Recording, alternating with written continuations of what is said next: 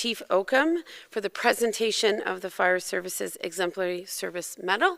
So we'll invite Chief Oakham to get things underway in that respect. Thank you, Mayor Peckford. Thank you, Mayor Peckford and Council, for the opportunity this evening for us to join together to recognize the members of our respected North Grenville Fire Service and for the two recipients for the Fire Services Exemplary Service Medal. The Fire Service Exemplary Service Medal is a federal recognition that was established by regulation in 1985. The medal honors members of a recognized Canadian fire service who have completed 20 years of service. To be nominated for this medal, a nominee must have a record of exemplary service.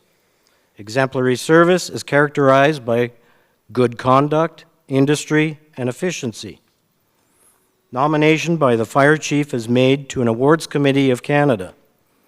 The Awards Committee will review a nomination and make recommendations to the Governor-General of Canada. The medal is accompanied by a certificate signed by the Governor-General of Canada in recognition of 20 years of loyal and exemplary service to public safety in Canada.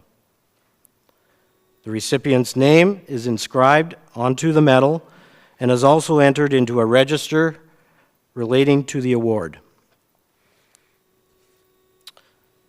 We're all too familiar with the disruptions that the worldwide pandemic played on society.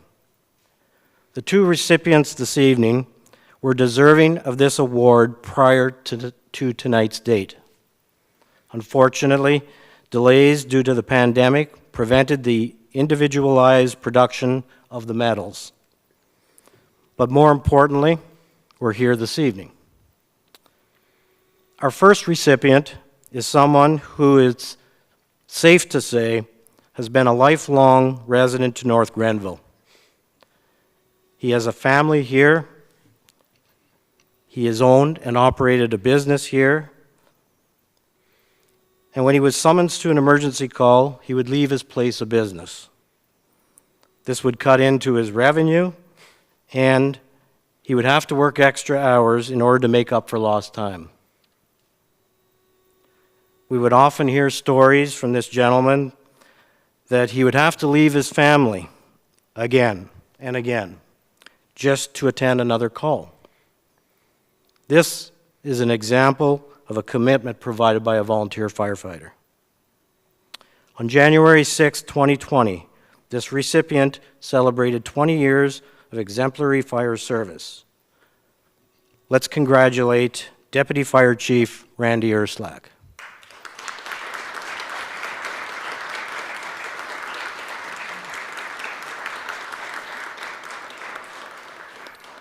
Our next recipient is also a longtime resident. He attends training, emergency calls, and as an officer, he takes weekend on-call. This recipient currently serves as a captain in a leadership role. He always exhibits a sense of calm and cool. At his career, he works shift, which offers him the opportunity to respond to emergencies at different times in North Grenville. He has always and continues to take great pride in the North Grenville Fire Service, often taking time to wash and shine fire apparatus. On August 2nd, 2021, this recipient celebrated 20 years of exemplary fire service. Let's congratulate Richard Oldham.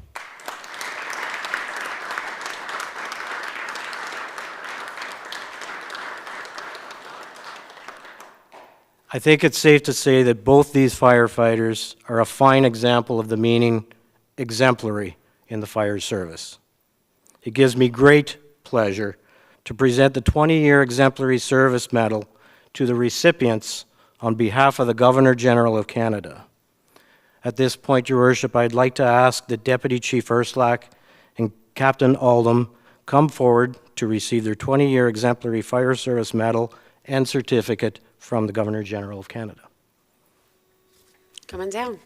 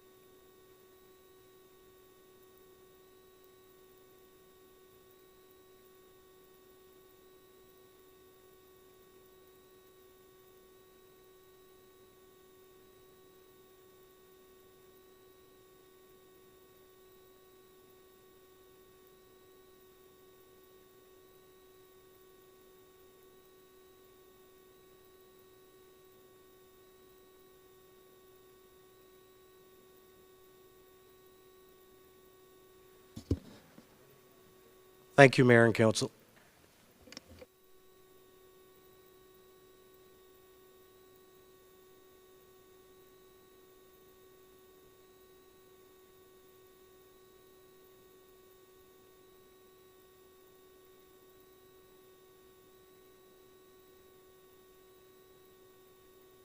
Okay, next we'll move on. Thank you, Chief Oakham, for your efforts to secure those medals and honor our very dedicated volunteer fire service and those who have stepped up for over 2 decades. It certainly means a lot to this community. Next, we're moving on. I believe, Victor Lachance, you're here. And we're going to receive a presentation on the judicial review process pertaining the provincial decision to build a prison in Kemptville. Welcome.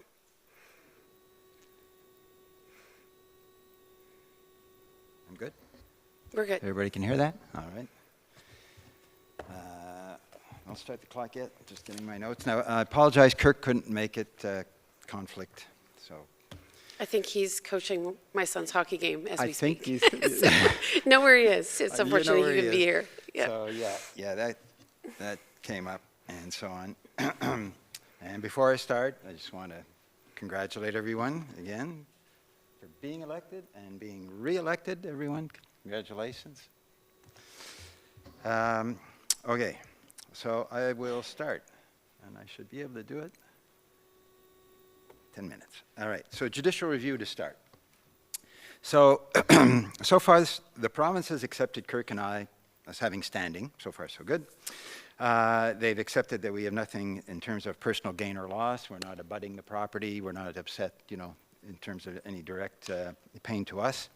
And they've accepted that we are public interest litigants. So we're acting in the public interest. So far, so good. However, rather than to proceed with responding to the application, you may be aware that they've decided to file a motion to dismiss the application. So in other words, not having the court even hear the application. And that process is a legal process within the larger legal process. So it has to be determined first, and it may take some months to deal with, depending on how the court decides to deal with it.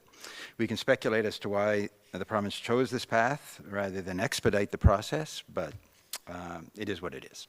All right. So their claim is that it's taken too much time. Too much time has passed since the announcement, and that they've invested too much money to date to stop now. So undue delay and undue hardship. We're going to make the case that they actually set the pace for this process. If it took time, it was largely because of the process they used, or the stretch of time in between when nothing much was happening. And even to date, we don't have the kind of information that residents need in order to be able to make an informed decision, at least, that's my view. And the figures that they're quoting are questionable, so we have, we have something to say about the numbers that they've come up with. So we'll be preparing an affidavit in response to their motion to dismiss. Now, this can go one of 3 ways. They could succeed, in which case the judicial review stops. We could succeed, in which case it just carries on as it was meant to. The more likely case, according to our lawyer, is that given when you show up with 2 sort of sides and different kind of statements and so on, there's a good likelihood that the presiding judge will simply send it off to the tribunal and let them make their case there. But that would be within the larger application, which deals with the legality of their decision, and so it's a little less interesting for them, and they may just decide not to make that case when they get there. All right. Now, I have to say that in responding to the province's claim of undue delay, we'll probably have to refer to some of our efforts at the municipal level. Now, and primarily in terms of municipal council stance, actions, or inactions, or whatever. Now, the real focus is still on the province. This is only about the province and their decision. But because they chose to challenge us on the timing of the application, in other words, the amount of time it took, we'll be explaining that it was reasonable under the circumstances for that time to take place. And that means talking about everything that happened in the last 2 years. instead of just focusing on the decision itself. But once that's solved, we get back to the main thing. Now, if you permit me an editorial note, here it comes. You must have expected something. Here it is. Council has often said that there's nothing it could do. But there's a difference between saying there's nothing you can do and wish that you could. That if an opportunity presents itself, you would do something to stop the prison. Versus saying that there's nothing that you can or are willing to do for any number of reasons, political or otherwise. So, if in the past 2 years, Council as a whole, I assume, had wished that there was something that you could do about this, you know how to reach me. I'll be happy to talk to you about the kind of things that you could do now, where we are with the judicial review. All right, on to Freedom of Information requests. So there's been 14 so far from various residents. The only one that has produced any significant information has been the one that was launched immediately after the November 26, 2020 session, and that was by Lisa Gallant. Even though she's had to go through several appeals and so on, there has been some information, but all the other applications have largely been either not responded to or simply saying they have no records. We have some great stories to tell you how the runaround looks like. They're sent to different departments, all that stuff. But in the end, they're either in appeals or they're headed for adjudication, or some of them have expired. Now, an interesting tidbit.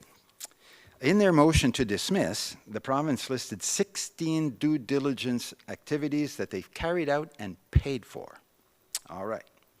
But they've released none of that information, even through Freedom of Information, and their promises of transparency notwithstanding. Now, this is the kind of information that they should be sharing with the municipality. If they've done this work, you should have it. So if you do, I ask that you please share it with North Grenville residents. If you don't, then in my view, you should be fed up with that kind of treatment. I know I would be, but so they claim they've done all this work, paid for it, but it's not out there for anybody to look at. Just now to move on to, because it's kind of related, the FOIs. One of them is around services, waste planning, wastewater treatment, and so on. So in its letter of April 1st, 2022 to Gary, they say that, yes, they still committed to cover their proportional share of the municipal sewage and wastewater treatment capacity and so on. But I do want to note a statement in that letter.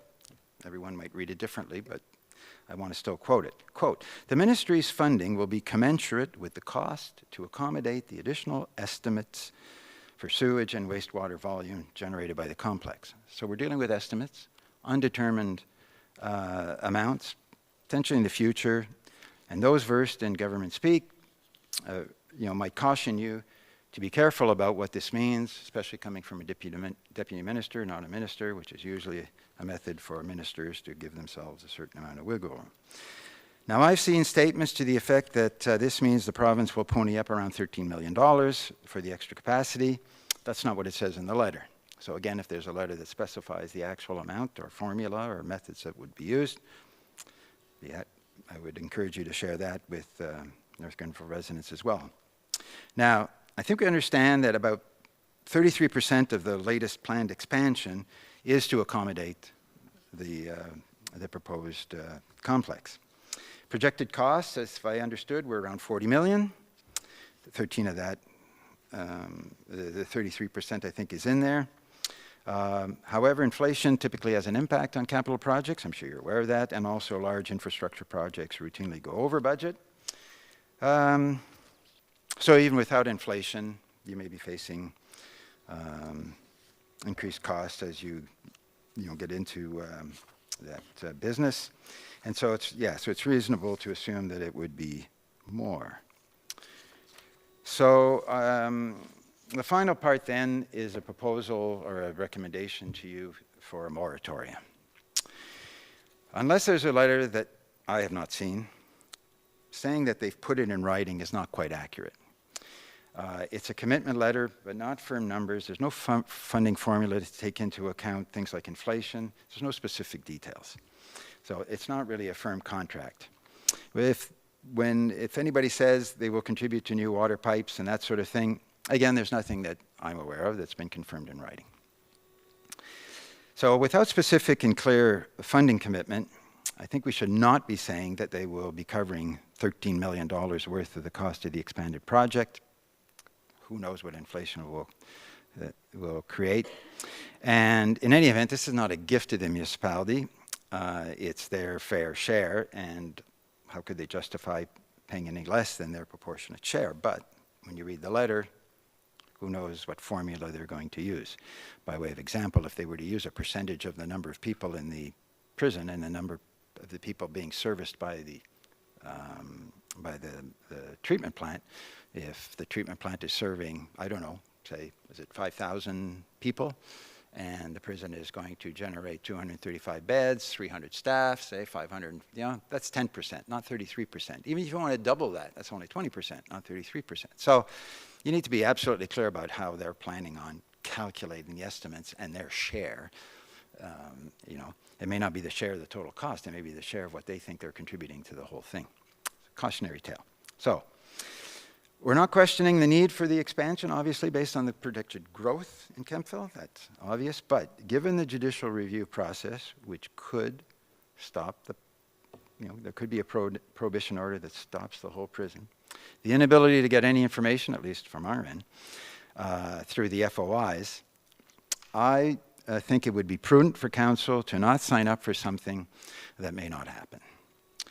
I think it would be financially prudent for council to put a moratorium on the construction part and the spending part for this extra capacity, given that the prison project may not go forward for some time. They've already pushed the time out. I think I mentioned that. They pushed it out by an extra 18 months already from their original estimates of when they would start the work. They haven't issued the requests for qualification as they were going to do this year yet, and so on. So given all of that, and it, like I say, might not happen at all if the judicial review process succeeds, that's my recommendation to council, is to consider moratorium on signing us up for something that may not turn out to be what they said it would be. 10 minutes, but plus the congratulations. So I assume no questions. I'm done, right? Unless anybody does have questions. But. Colleagues, anything in regards to the report? Okay. Nope. Thank all you for good? coming. We All appreciate right. the update. All right. Thank you. Yeah, thank you very much. Okay. Okay. Moving on, the recommendation is that we, council receive the presentation from Mr. Lachance titled Update on the Judicial Review Process, Freedom of Information Requests concerning the province's decision to build a prison in Kemptville. Can I have a mover and a seconder, please? Strachan, O'Sullivan, thank you. And I'll call the question. All in favor? Good, thanks. Okay, next we're moving on. We welcome to the table Ms. Is it Huber? I apologize if I don't have it right. Lead Audit Engagement Partner for KPMG, welcome. I think you're here to walk us through some audited financial statements.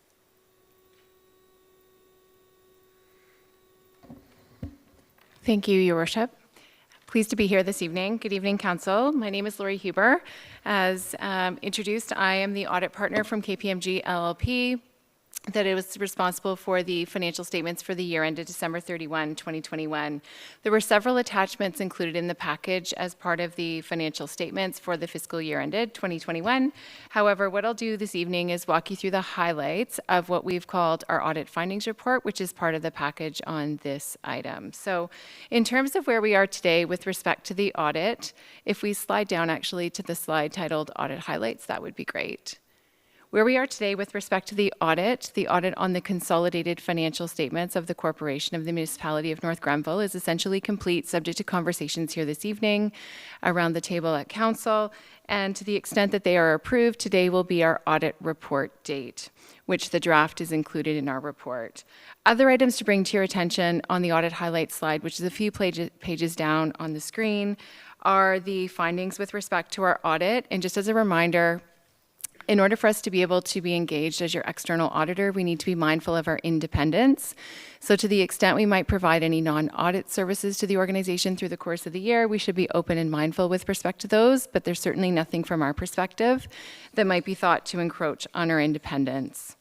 Other highlights in our report, if you flip to page 3, speaks to any significant changes from our audit plan. So at KPMG, our audit plan is developed at the start of the audit with the input from management.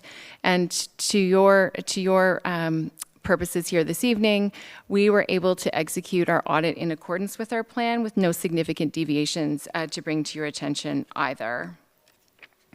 In terms of the numbers themselves, one of the other attachments in the package is the financial statements themselves. What we've done in this report is break out some of the highlights of some of the key statements as part of the financial statement. So if we scroll down to the next slide, you will see a copy of the Statement of Financial Position at December 31, 2021, along with comparative figures for 2020, otherwise known as a balance sheet, so snapshot in time that articulates all of the assets and liabilities of the corporation. You can see on the right-hand side, it's certainly small to see on the screen, but if you're looking with me in terms of some of the highlights, you can see one of the key financial indicators of the financial health of the organization looks at the net financial assets. They have increased year over year from just shy of $1 million in 2020 up to $3.6 million at the end of 2021.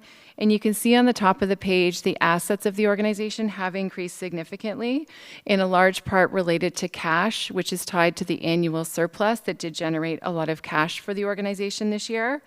Something else that's been mindful, certainly around various councils and certainly through the pandemic, was the taxes receivable. So at the end of the year, we saw a nice decrease year over year from 2020 in terms of the outstanding total taxes receivable, just over $2.4 million. So that's certainly a sign going in the right direction, and there is one of the KPIs that the ministry does follow financially each and every year is a sign of the taxes receivable outstanding in terms of the total levy, so that's a good sign again.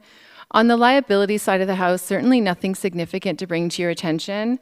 Accounts payable and accrued liabilities does look significantly higher year over year. Nothing significant really to bring to your attention in there, just a matter of timing of payments through the course of the year at the end of the year. The next slide, we've given you a few pictures as part of our presentation this year.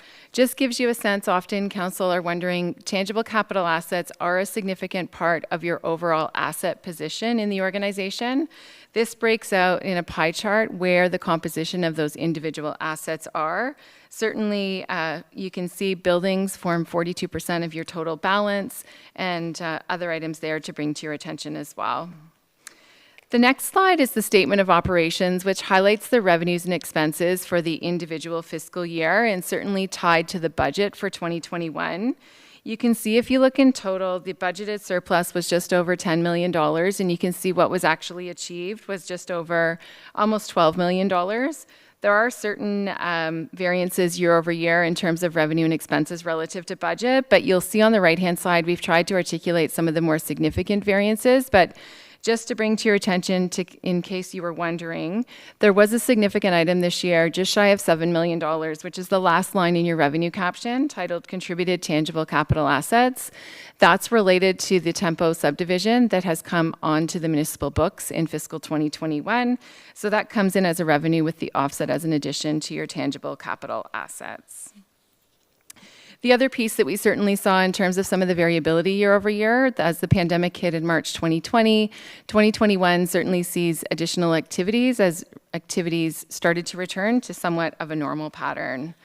The next slide breaks out the total expenses by the various captions or various types of expenses. One of the things I often get questioned at council is related to what is a normal level of salaries and benefits related to the whole. So I'm happy to report over the course, certainly of fiscal 2021, we tend to see that number between 25 to 35% for municipalities of your similar size and scale.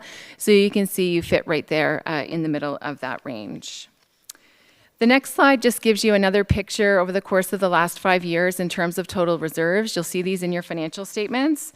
We've given you, again, some of the key changes in those amounts year over year, but you can see fairly consistent with where you were over the course of the last couple of years. And Often I get a question of what is the right level of reserves that an organization should have in the municipal sector, and I would say it's a classic answer to say it very much depends. It's tied into the strategic priorities of the organization and certainly tied into a longer range financial plan. If we keep scrolling through a couple of pages, if we stop on page number 10 of our report, just to give you a highlight in terms of the numbers ourselves, so you would have seen in our report, we always audit to a level of materiality, materiality being what would change a user's decision on the financial statements in terms of the quantum of any misstatements that we might identify through the course of our audit. So we had set materiality as part of our plan this year at $500,000, which is about 2% of your gross benchmark on your statement of operations. However, we audit to a much lower level, and to the extent we identified any differences in the accounts in excess of $25,000, we would report those to you, and certainly have had conversations with the team related to those items identified through the course of our work.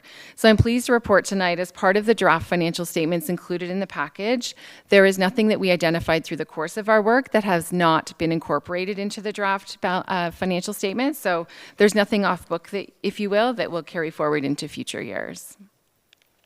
The next slide, and I'm almost done, I promise, is page number 11, which speaks to control deficiencies. So as part of a KPMG audit, it is a risk-based audit, which means we focus on the areas where we believe there's a greater risk of material misstatement occurring.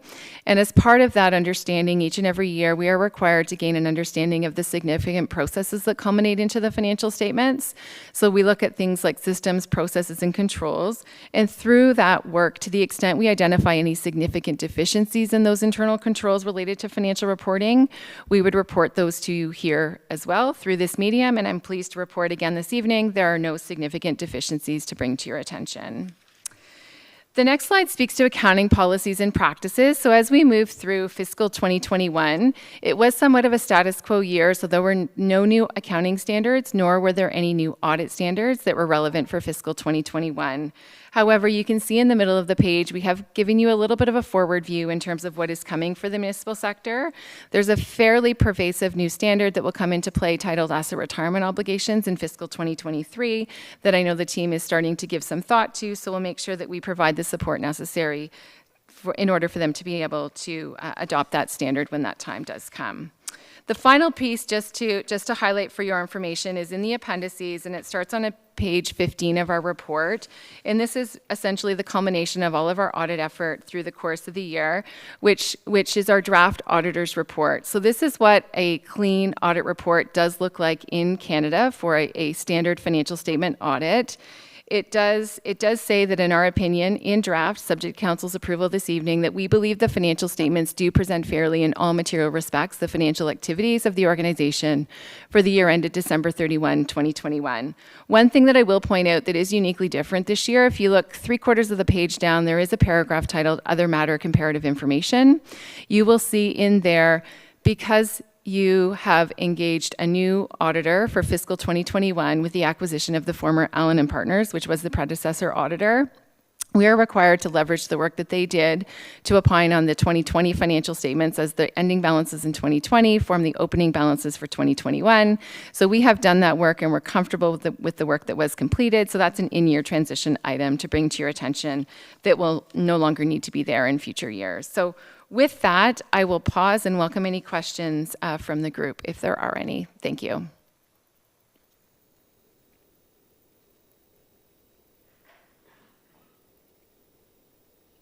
Thank you. You spoke very quickly. I do. But that was wonderful, a very clear presentation. I was just having a bit of a side conversation, because when you see an annual surplus of $10 million, right? That I think raises some curiosity among those who may be listening this evening. So I think Mr. Dyke was trying to help discern what does that actually mean. So can you unpack it for us?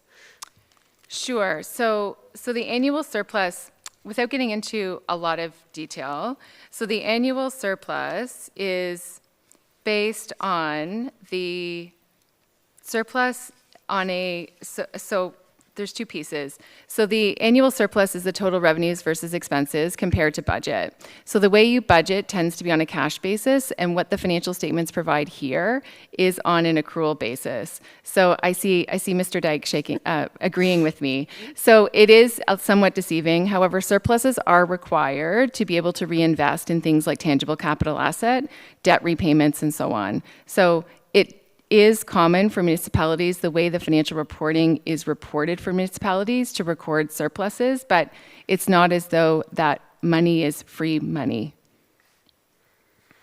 So within that 10 million, there are other commitments that haven't been captured? Is that the way to express it? How would you express it? So perhaps, Mr. Dyke, did you want to clarify, or maybe perhaps Femi might be able to talk in a different language, perhaps, maybe, to articulate the same message. Great. Go ahead, Mr. Okay, Alderman so basically, when we prepare the budgets at the beginning of the year, we prepare them based on a cash basis. Basically, we're just looking at all of the inflows coming into the municipality as opposed to the expenses. And we don't usually account for things like amortization on capital assets in the year. But when the audited statements are being prepared, they use the accrual basis, which is pretty much restating the way we've prepared our budget to comply with the PSAP standards, which is the public sector accounting standards. And usually you would always see a difference in the surplus that you have based on cash preparation and based on an accrual preparation. If I might, I think you may want to dig a little deeper into the accrual preparation for the. So the accrual preparation basically is, it's not, there's a timing difference. It's not based on when you receive or you actually pay out cash, but when services are performed on the expense side and when services are received on the revenue side or given out on the revenue side. So usually you can have an activity occur during a certain period, but the cash comes in at a later time, but you have to record that because you're preparing based on an accrual basis.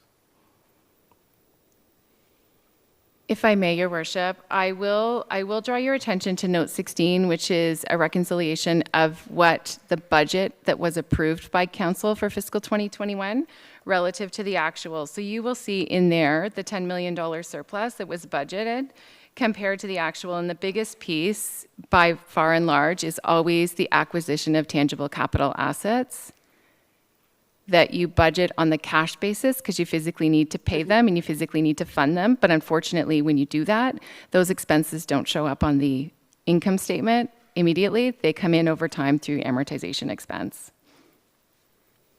Okay, thank you. I think that's helpful. Council colleagues, anything else for our auditors? Councilor Barkley? Councilor Sullivan, go ahead. Yeah, oh, okay. I Thank recognize you first. Go ahead, Thank Councilor you. Barkley. Through you, Madam Mayor. It's referred to as the consolidated statements. So we're actually does that include the financial statements for the library and the North Grenville Municipal Center, this building? I think there's about 4 different separate budgets or financial statements that are consolidated in this report? Through you, Your Worship, yes, that's absolutely correct. So in Note 1A, the basis of consolidation of the financial statements will show the individual entities that are included. So the library, the BIA, the police services, along with the community center, are all part of the consolidated financial statements, along with the municipality proper. Forgive me, it might be in the package that we got, the draft, but are those available to take a look at? They are. They were included as part of your package, Okay. save for the community center that is not quite ready to be completed. I see. Okay, so that one's missing. Finally, when you talk about external transfers, I assume that's transfers to the county and the school boards. Is that correct? It was 4%, I think, of the expenses. So through you, Your Worship, may I ask exactly where you're pulling that number from? Well, I saw it on the screen. It was a pie chart. It said 4% external Oh, transfers. yes. Where is it? Let me just see the segmented Yeah, information. there we go. Operating expenses.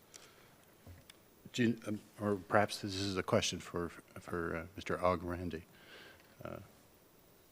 Yeah, so the external transfers includes the grant to the library, the grants to the Police Services Board, as well as the transfer to the community center reserves, which is part of the financing agreement for this building. Okay. So it doesn't include transfers to the county? No, it does not. Okay. Through your worship, in note 15, you will see in total, in aggregate, there was just over $1 million. 830,000 of the million was in recreation and cultural services.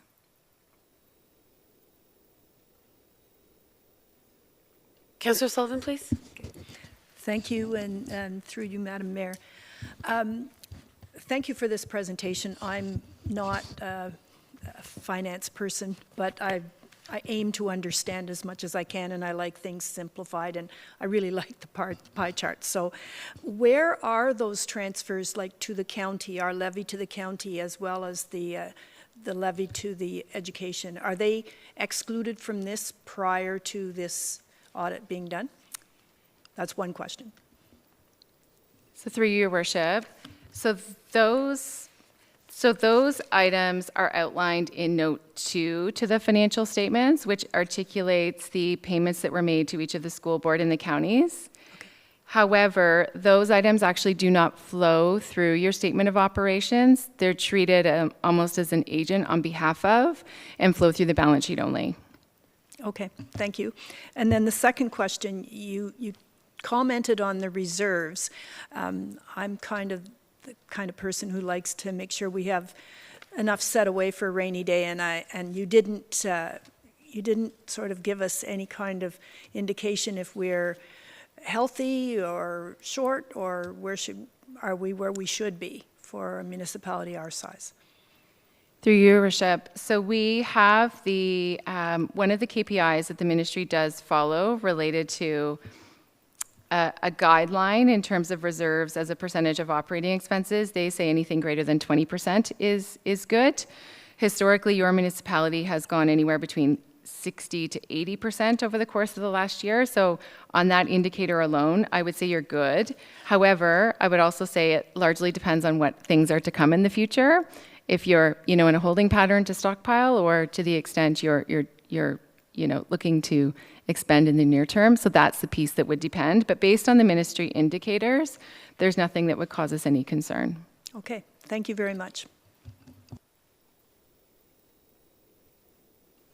So based upon this report and our, I think, ongoing understanding of the municipality's finance, I think it would be fair to say that we're in fairly good fiscal health. Maybe go as far as to say we're in very strong fiscal health at this point in time, except what you're saying, that we have some major expenditures ahead. But from your analysis, given the work you do with municipalities of our sort of size and nature across Eastern Ontario, is that a fair statement? Yes, Strong I would absolutely fiscal agree. health? Yes. Okay. And I assume, based upon your understanding of our books, that's largely driven by growth? Is that why you see us in strong fiscal health? Obviously, the management of our finances, thank you, Mr. Ogarande, is a big part of ensuring that we have enough in the bank and are well positioned moving forward. But I'm assuming those growth revenues are fairly significant. Maybe, Mr. Ogarande, you can speak to that as well. Yes, the growth plays a part as well, and also the streamlining of expenses as well, ensuring that we stick to budget or you try our best to come in below budget on most of our expenditures. Also accounts for that as well. Okay. Anything else you'd like to add? Okay. That's good for me. Thank you. And when will we see an operating surplus for 2021? I'm assuming that what was characterized here isn't an operating surplus, but more of a different way of presenting, right, the surplus for the municipal organization as a whole. So when will we see those additional financial sort of revenue and surplus statements? So usually for 2021? Yes. It's in the statement already. Okay. So what would happen at the once council approves is that the surplus would then be transferred into the reserves. So once again, just to confirm, the $10 million, right, in surplus is a cash surplus? No, it's not a cash right. surplus. So to my point, what gets transferred, right, what is the actual sort of cash surplus, or is that not a question you can answer this evening? it's a bit difficult. So the statement's been prepared. It's not a direct tie to cash in the bank. Right. The cash flow statement is one of those reports that helps to reconcile the surplus on the profit and loss statement or the income statement to what is actually in the bank. But at this point, it's a bit difficult to be able to say of the 10 million, how much exactly is cash. Thank you. That's helpful. Do you want to add? So with respect to terminology around surplus and the differentiation between a budgetary surplus and the surpluses that Mr. Rwanda and Ms. Huber are talking about.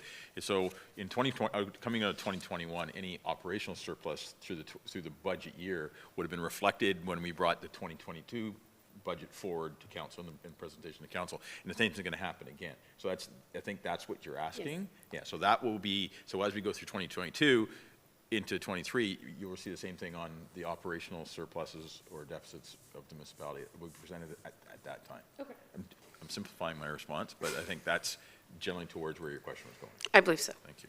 Okay. So if I may, Your Worship, I will point you to note 7, which I think will help clarify the question that you're asking. You will see there is a $2 million amount. Everything else being where it is in terms of reserve funds that have been allocated, in terms of the other entities that are included in here, your investment in tangible capital assets, it's all part of your equity. There is a surplus amount, just over $2 million, that you'll see in that note 7, that I think is what you're asking, where that is going to go.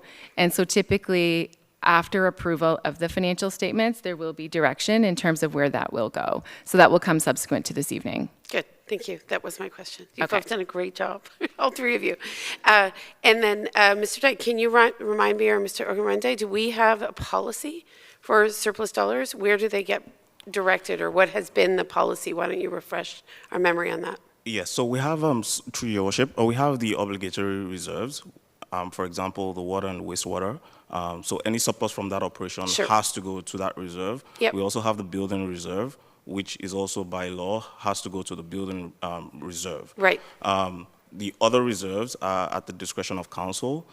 So we'll be bringing forward a report that sort of differentiates all the different surpluses from operations, including the water, wastewater, and the building. And then council can give direction, or we can go in line with what the policy says for the reserve and reserve funds. Okay. Thank you. Go ahead. Thank you, Worship. Just to build on to, this is a bit off the financial statements, but to build on to what Mr. Rwande's comments are, is so subsequent to us going through the budget process here, we will be presenting back to council a whole series of new financial documentation regarding reprioritization of capital investment programs to tie back into the strategic plan and our master planning process, and also dive down into, I know Councillor Barkley will be happy with this, we actually have a reserve policy that was never really implemented by the municipality, so then we'll get into flattening out our number of reserves we have, the type of reserves we have, but also talking about directed revenue into reserves, capping reserves, timely use of reserves, and then collapsing ones that aren't being used. So all that information can come forward in a more comprehensive financial plan that we will bring forward, hopefully, once we're done the budget process. Or actually, parts can come through as part of the budget process, but the bulk will come afterwards. Good. I think that'll be an important discussion as we contemplate some bold initiatives in North Grenville. So apart from monies that absolutely have to go to dedicated reserves, and we totally accept that, and I'm glad we're honoring those legislative, obviously, commitments. Anything else, colleagues? Okay. Thank you for your time. Excellent. Thank you for your time. Great questions. Okay. Pleasure to meet you. Thank you. So, colleagues, we have a very important rural transit presentation. We've been here since 6, so we're just going to take 5 minutes, if that's okay, before going into rural transit. Oh, I apologize. Well, don't leave. Council has to stay. Okay. Looking for a mover and a seconder that we receive and approve the draft 2021 Municipality of North Grenville Audited Consolidated Financial Statements, and authorize the Chief Financial Officer and the Auditor to submit the 2021 financial information return with the Ministry of Municipal Affairs and Housing in accordance with the Municipal Act 2001. Looking for a mover and seconder. Thank you. Seconder, please. Councillor Wilson, thank you. I'll call the question. All in favor? Okay, good. All right, we'll just take 5 minutes. Thank you.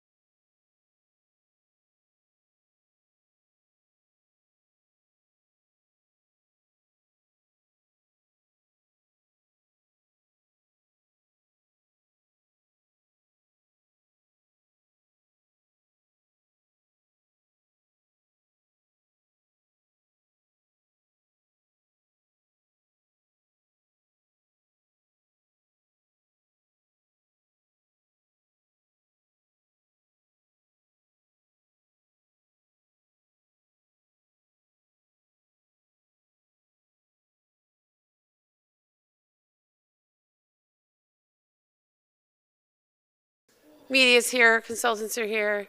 All right. Let's do it. So next we have the pleasure of hearing from Matt. Matt, what's your last name? Matt Latavo, thank you very much. Latavo, thank you. And of course, Matt is here to present on North Granville's first ever transit feasibility study for the municipality of North Granville. And I know, Matt, you started with us a number of months ago. Yeah, I believe we started towards the earlier in the summertime, and then we Right. submitted our report about a month and a half ago. So my presentation today is really going to go through the highlights of that report. We've also taken into consideration some of the feedback that we've already received from you folks, and hoping to engage in a bit of a discussion, collaborative discussion with you all here today. Perfect. All right. Well, we thank you for being here and welcome your presentation. Go ahead. Thank you very much. And feel free to skip to the next slide, and we'll just touch on the agenda. So recognizing that I've got about 10 minutes with you folks and a fair bit to go through, I'm going to try and touch on the key points of our presentation as quickly as possible, and really give us as much time as we can to have a bit of a conversation towards the end. So firstly, with introductions, I'll just introduce my team, the LTRT team first. So on the next slide, just a really quick summary of kind of the work that we do, the agencies that we've worked with in the past. So we are a dedicated team among LTRT that's really dedicated to transit service planning and transit operations.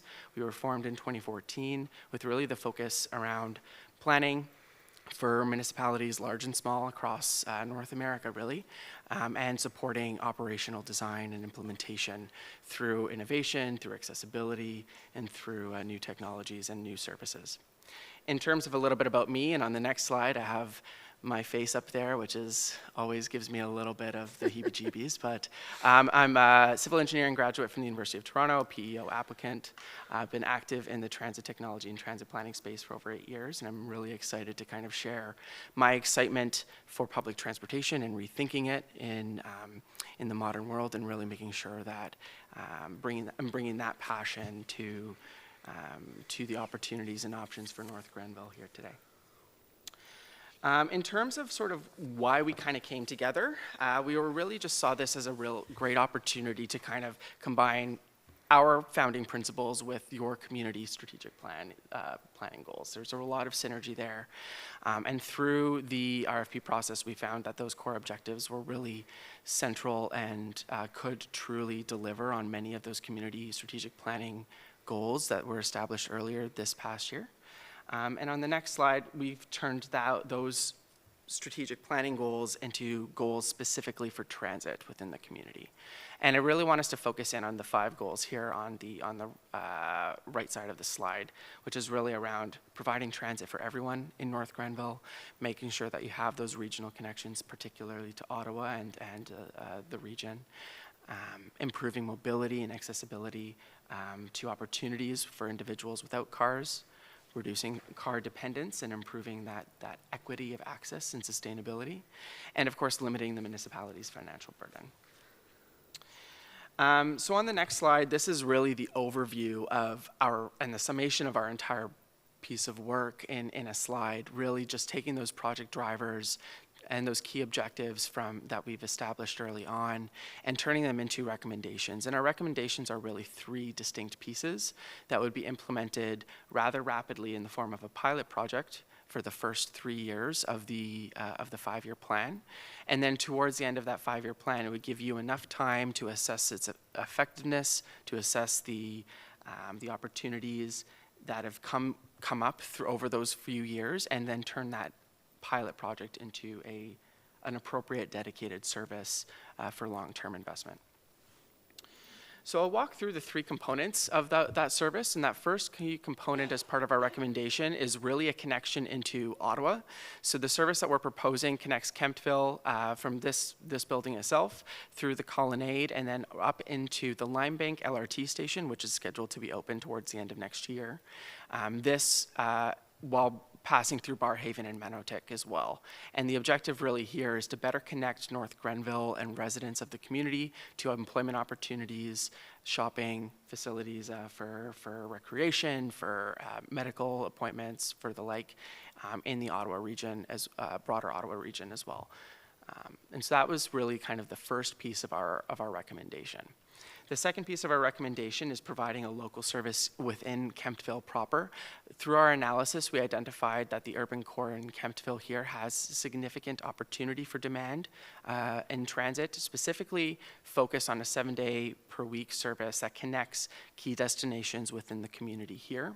So those connections would really be to the hospital, to the Colonnade, various shopping locations, providing service through downtown, as well as several other destinations and secondary schools in the area. And this is really just to provide that benefit to seniors, those who have limited mobility, naturally through their limited access to cars or an ability to just walk down the street in a safe manner, and really allow them opportunity to access recreation, education, employment within Kemptville itself.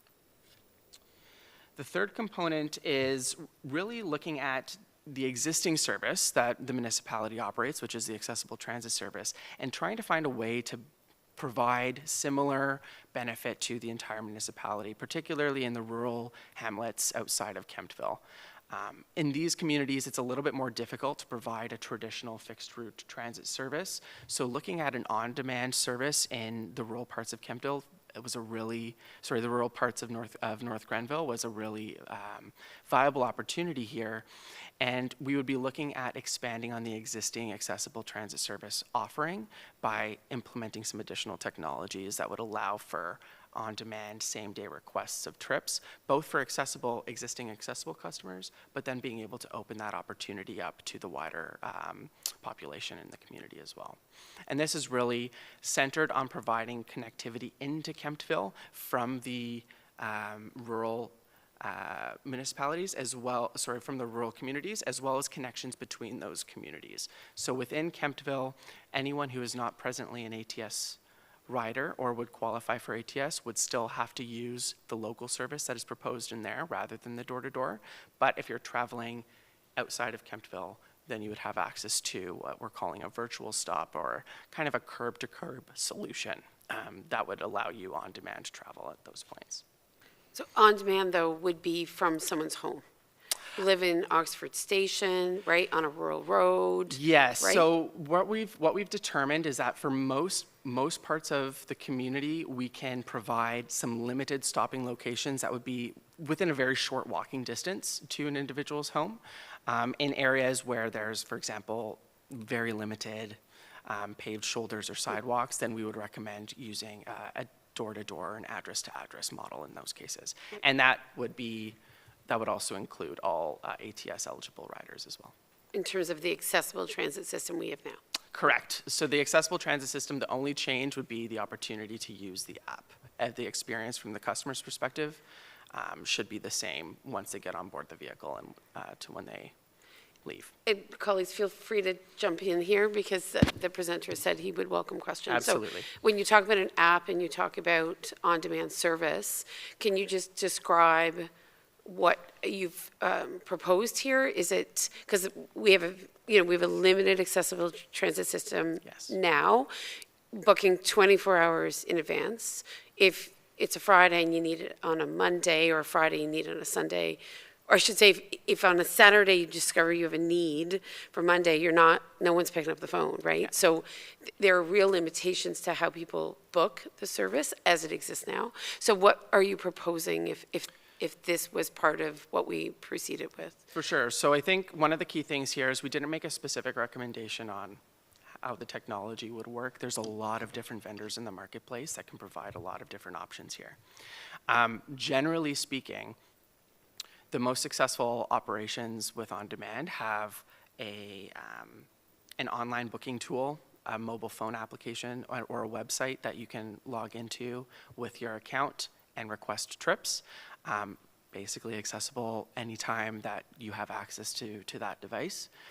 And then additionally, there is often a call-in option still provided for individuals who may not have regular access to internet-enabling technologies.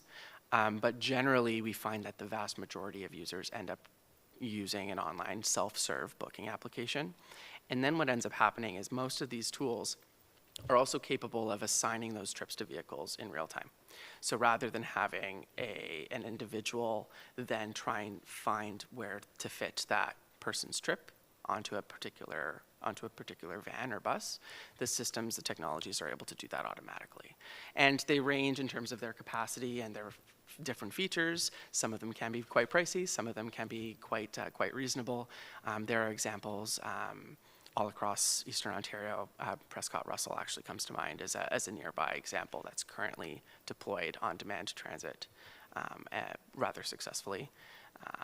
Of course, there's also the experience with Pantonium just south of you folks. And there's a lot of different technologies out there.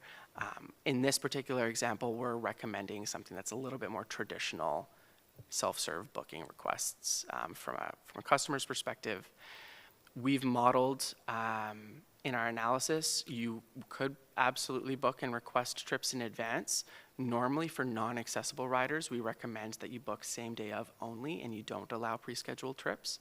It's only for individuals who request for example, medical appointment access or who are eligible for the accessible transit service that would have advanced booking opportunities, which they can take, or they can take the on-demand option as well. For the on-demand service, and if you could speak into the mic because it's a bit hard to hear. Yeah, you really absolutely. have to. Yeah, thank you.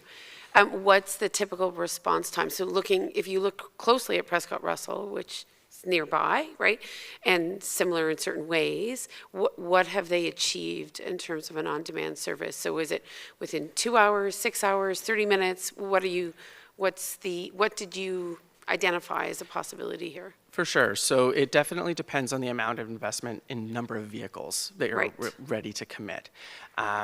What we analyzed was looking at a single vehicle that would serve everywhere outside of Kemptville. And with that, on average, you could expect a trip to be granted within about an hour to 45 minutes of you making the request. That accounts for the long potential distances across the municipality. Sometimes it will take longer, sometimes it will be a lot shorter. But on average, you should be able to expect about a 45-minute to 1 hour, we'll say, lead time between when you make the request and when you could expect to have a vehicle at your door. Okay. And sorry, just to add on, that is consistent with a large number of rural on-demand implementations. Some communities even larger than yourselves can go up to about 2 hours. So the hour to 45 minutes is pretty standard. Okay, thank you. For sure. Recognizing that I'm a little over time, I do want to just touch on sort of the action plan in a little bit more detail. So here we're proposing an initial 3-year pilot project, which would commence at the end of next year. And run right until the end of 2026. Over that period of time, as a pilot, you're actually eligible for significant different grant opportunities that can support you on operating funding, whereas most grant opportunities are really restricted to capital investment. Over that pilot project time period, you would then monitor all of your key performance indicators and make slight adjustments to the service as you go. And then by 2026, you'll be able to make a firm decision on which pieces you'll want to commit to in the long term, whether you need to invest greater in different capital pieces or different operating pieces, and then take advantage, hopefully, of new funding opportunities that should be available by then. In terms of the finances and operating performance perspective, we recognize that this is a significant investment and a significant operating liability for the municipality. The full-scale implementation of all 3 of these items would likely cost just south of $1 million a year in operating. That does not consider any of the grant funding opportunities that might be available. It also doesn't consider fair revenue at that point.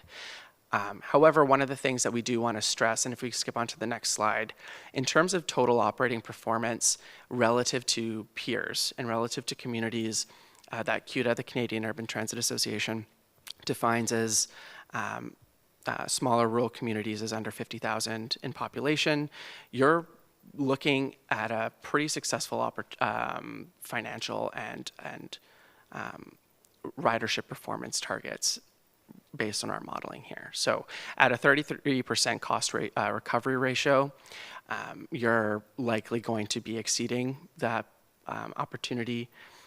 exceeding the metrics that your peers would be realizing. And additionally, the municipal contribution per capita, so that's after taking into consideration fare revenue and provincial gas tax revenue, you're looking at something that would be lower than most of your peers. So the service itself looks like it would be rather, we'll say, good bang for your buck, if that's a reasonable way to put it, although it would be a pretty extensive investment and an extensive liability, especially for the first few years. Can I stop you? That Absolutely. calculation of return on investment, right, or I guess uptake on the system that generates ridership revenue, it qualifies us for additional gas tax based upon ridership, maybe other things. You're suggesting that sort of the cost per capita it would be less than some similarly sized rural municipalities. Is that what I'm hearing? Correct, yes. On average, communities less than 50,000 people over the pandemic actually had to increase their investment a significant amount to maintain. Prior to the pandemic, they were looking at about $38 per person per year in order to provide transit service. We're anticipating that by 2027, once ridership is fully stabilized and the service is fully stabilized, North Grenville would be somewhere in the range of $27 to $29 of per capita per person on an annual basis in terms of Not per investment. User, per capita. Per capita, so that's per person. Right. And have you projected expected or potential ridership? And what was that? Absolutely. So in terms of the actual expected ridership, we're looking at about, by 2027, around 81 to 83,000 rides per year. In terms of as a general ratio of rides per capita or transit rides per trips in a community, a rural community like yourselves, that's we'll say pretty average. We are actually a little bit conservative on that ridership estimate, given that you folks do have some, we won't call them public transportation options, but you do have other transportation options, private transportation options in some areas. There is sort of a, the previous service that operated prior to the pandemic between Kemptville and Ottawa that was operated by ATS. The commuter service, right. So there is a little bit of a culture that's sort of already established, at least among some residents, whether or not that fully comes back post-pandemic and after that full implementation of the service, it will take some time. And one of the things that I would like to stress is that habits have been established all across in every community that had to either reduce or eliminate transit service as a result of the pandemic. It will likely take several years, 2, 3, up to 5 years for some of that ridership to come back or to return. So that is also the expectation that we're applying here, is that you won't see your full build out of ridership on day one. You'll see it likely by year 4 or 5 of this program. In 80,000 trips for a population of, say, 20,000, 21,000, can you break that down? What is that? Like on a daily basis, right? What would that math look like? So on a daily basis, I think that's, and I'm going to have to just pull out my calculator yes, for indeed. the sake of doing it. We're looking at a full 365 days a week, so it's about 230 trips a day across all 3 pieces of the service. I think and I don't have the numbers included in here, they are in the full report, but what we're looking at is about 3 to 5 passengers per service hour on the rural on-demand service, which is basically for every hour of service the vehicle is out there, you can expect 3 to 5 passengers to be using it. On the local service, we're looking at about closer to 7, and I believe on the regional service that we proposed, it's upwards of 16. Okay. Okay, carry on. For sure. I'd like us to just skip one more slide, perfect, onto the grant funding piece. So in the amount of time that we submitted our first report to just a few weeks ago, we learned a little bit more about some of the grants that were in kind of the tail end of their availability, specifically the ISIP program. Applications closed at the end of this past month, so at the end of November. But a new permanent transit fund is anticipated for sometime in 2025. My understanding is that CUDA is actively working with the government to try and accelerate that in order to fill in the gap that currently exists between that permanent fund and the ISIP program. The Eastern Ontario Development Fund, this fund likely won't qualify for a transit service in North Grenville, primarily because it would involve or require much more significant private sector involvement and a significant investment from the private sector that just may not necessarily materialize. The two pieces that I think are still quite valid are the Canadian Community Revitalization Fund and the Green Municipal Fund for Transportation. My understanding is that there's already been some communication with the Federation of Canadian Municipalities regarding the GMF, and I think that is an excellent opportunity to pursue, as you may even be eligible for up to 80% of your contribution being a municipality of under 20,000 people. And 80% operating? 80% of the operating investment cost. So on year one, because the ridership numbers are anticipated to be quite low, you could qualify for 80% of that coming from the fund. But it would be in the end based on your predicted ridership numbers for that year. Okay. All right, so the next several slides are really about some options to kind of bring that year one cost down a little bit, and different mechanisms that we can sort of incrementally implement some of these services. Now, I do want to stress that, like, our proposed approach, we definitely think that the municipality is ready for it if they're ready to make that investment. It does involve about a 3-year commitment before you'll probably start to see some of those hard returns, particularly in ridership. But we definitely believe that there is the potential here for a successful transit service and transit network to be developed. But on the next slide, I just want to cover off sort of the high level of what some of the options are. Firstly, we can eliminate some components of the service to produce some significant cost savings at the expense of potentially alienating some residents or potentially significantly reducing your ridership numbers. You could stretch the introduction of these components over a longer time horizon, which, depending on which pieces you stretch out, could result in some significant savings, but will also stretch out when you can expect that ridership to arrive. And then you can similarly make smaller steps to that fully proposed service, which would probably have the lowest to most moderate cost savings, but also have a lower impact on ridership outlook.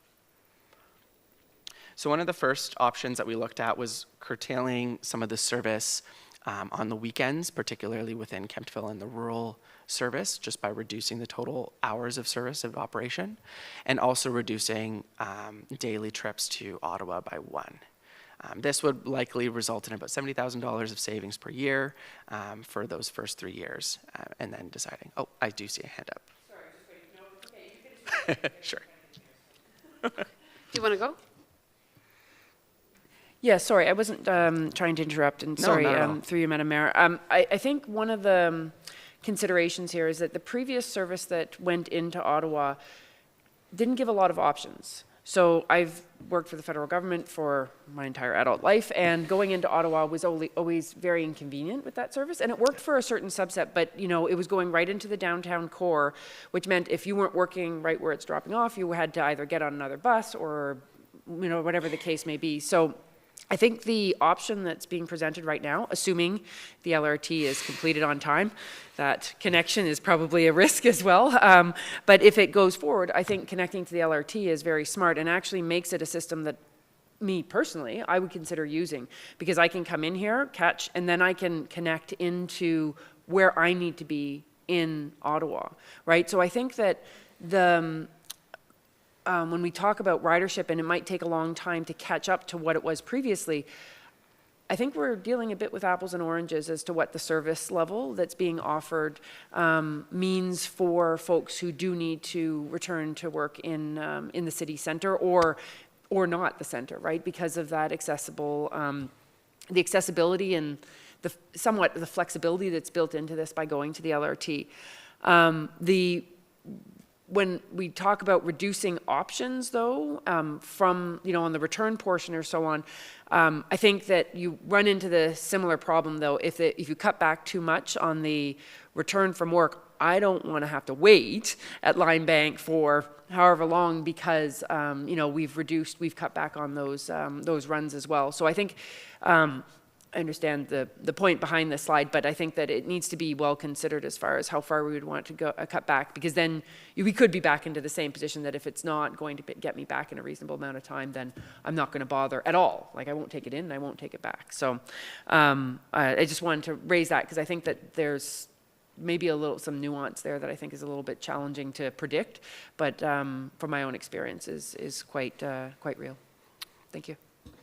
Thank you. And Okay. I think the next example, actually, if we just skip down 2 slides, kind of would illustrate your sort of situation or your concern quite plainly. The more we cut back on those regional services, the less flexibility you would have in getting into Ottawa even for other non-work related things. If you have an appointment at a specialist outside of, in Barrhaven, you don't want to have to get there at 7:30 in the morning and then have to wait till 6 o'clock that night in order to return. So I think that that is definitely a bit of a trade-off, and you'll definitely want to carefully tune those time slots. We did our best based on the information that we had at our disposal in our analysis, but there is absolutely flexibility in changing these trip times. They're by no means hard set, just more so this is what might make sense for your day one, and then you could make some tweaks over time. But in this option, for example, we're looking at further reductions on weekdays as well to the local service, and eliminating additional regional trips as illustrated on the slide. This would produce about a 30% reduction over the proposed costs.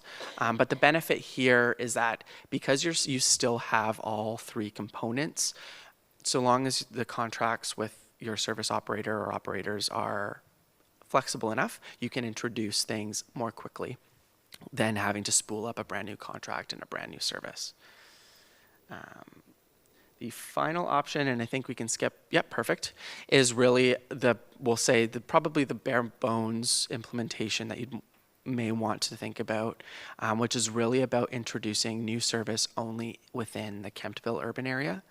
This service would be introduced as an on-demand option, kind of an extension of what we proposed for the whole rural community, but also within Kemptville. This would eliminate the proposed regional service and would not introduce a local fixed route service in this particular scenario, but you would have that significant cost savings and that cost reduction for that day one. Looking at about 60% reduction over the predicted. This would have to be very carefully and closely monitored from a ridership and growth perspective.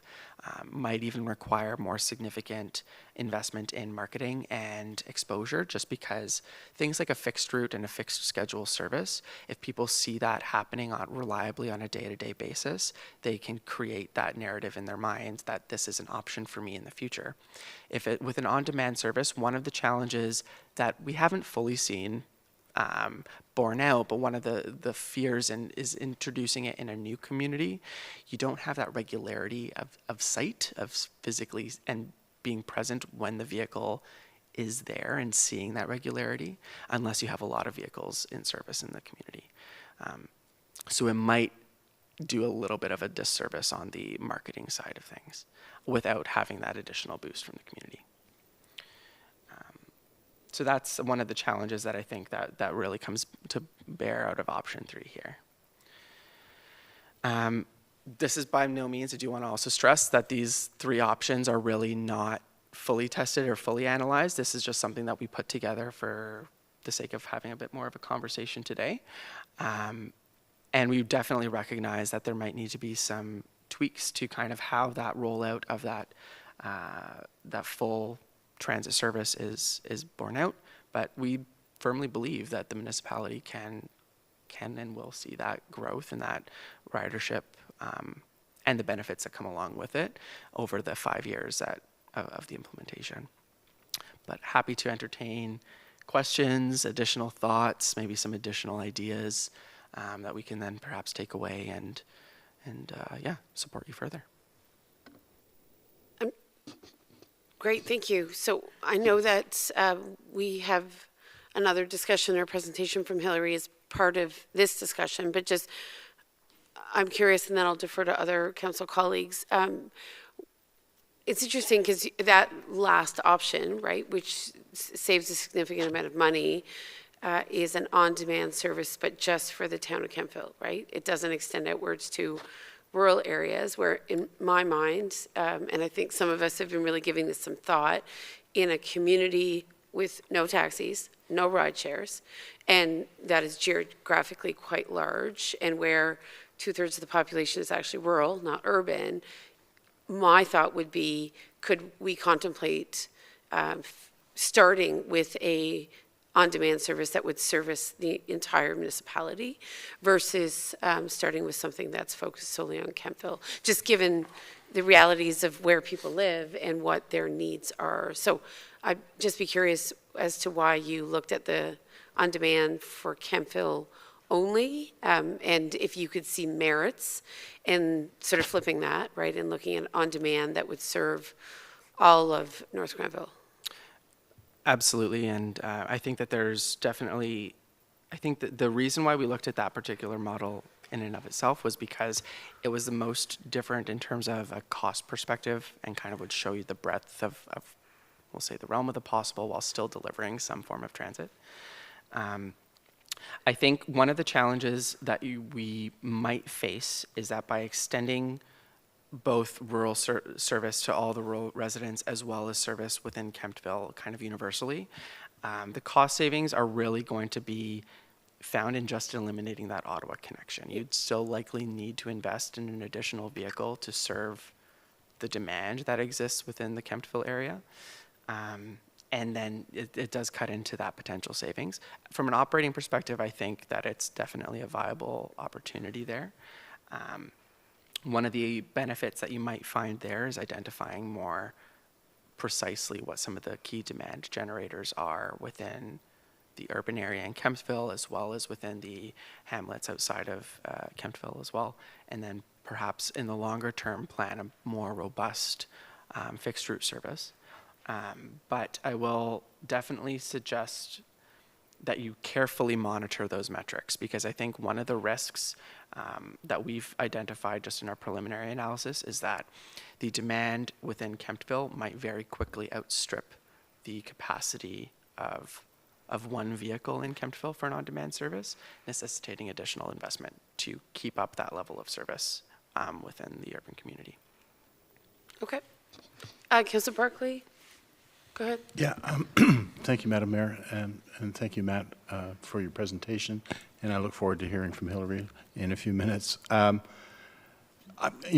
bring to this discussion my experience driving cab in Kemptville, North Granville, and my time that I spent working at the youth center.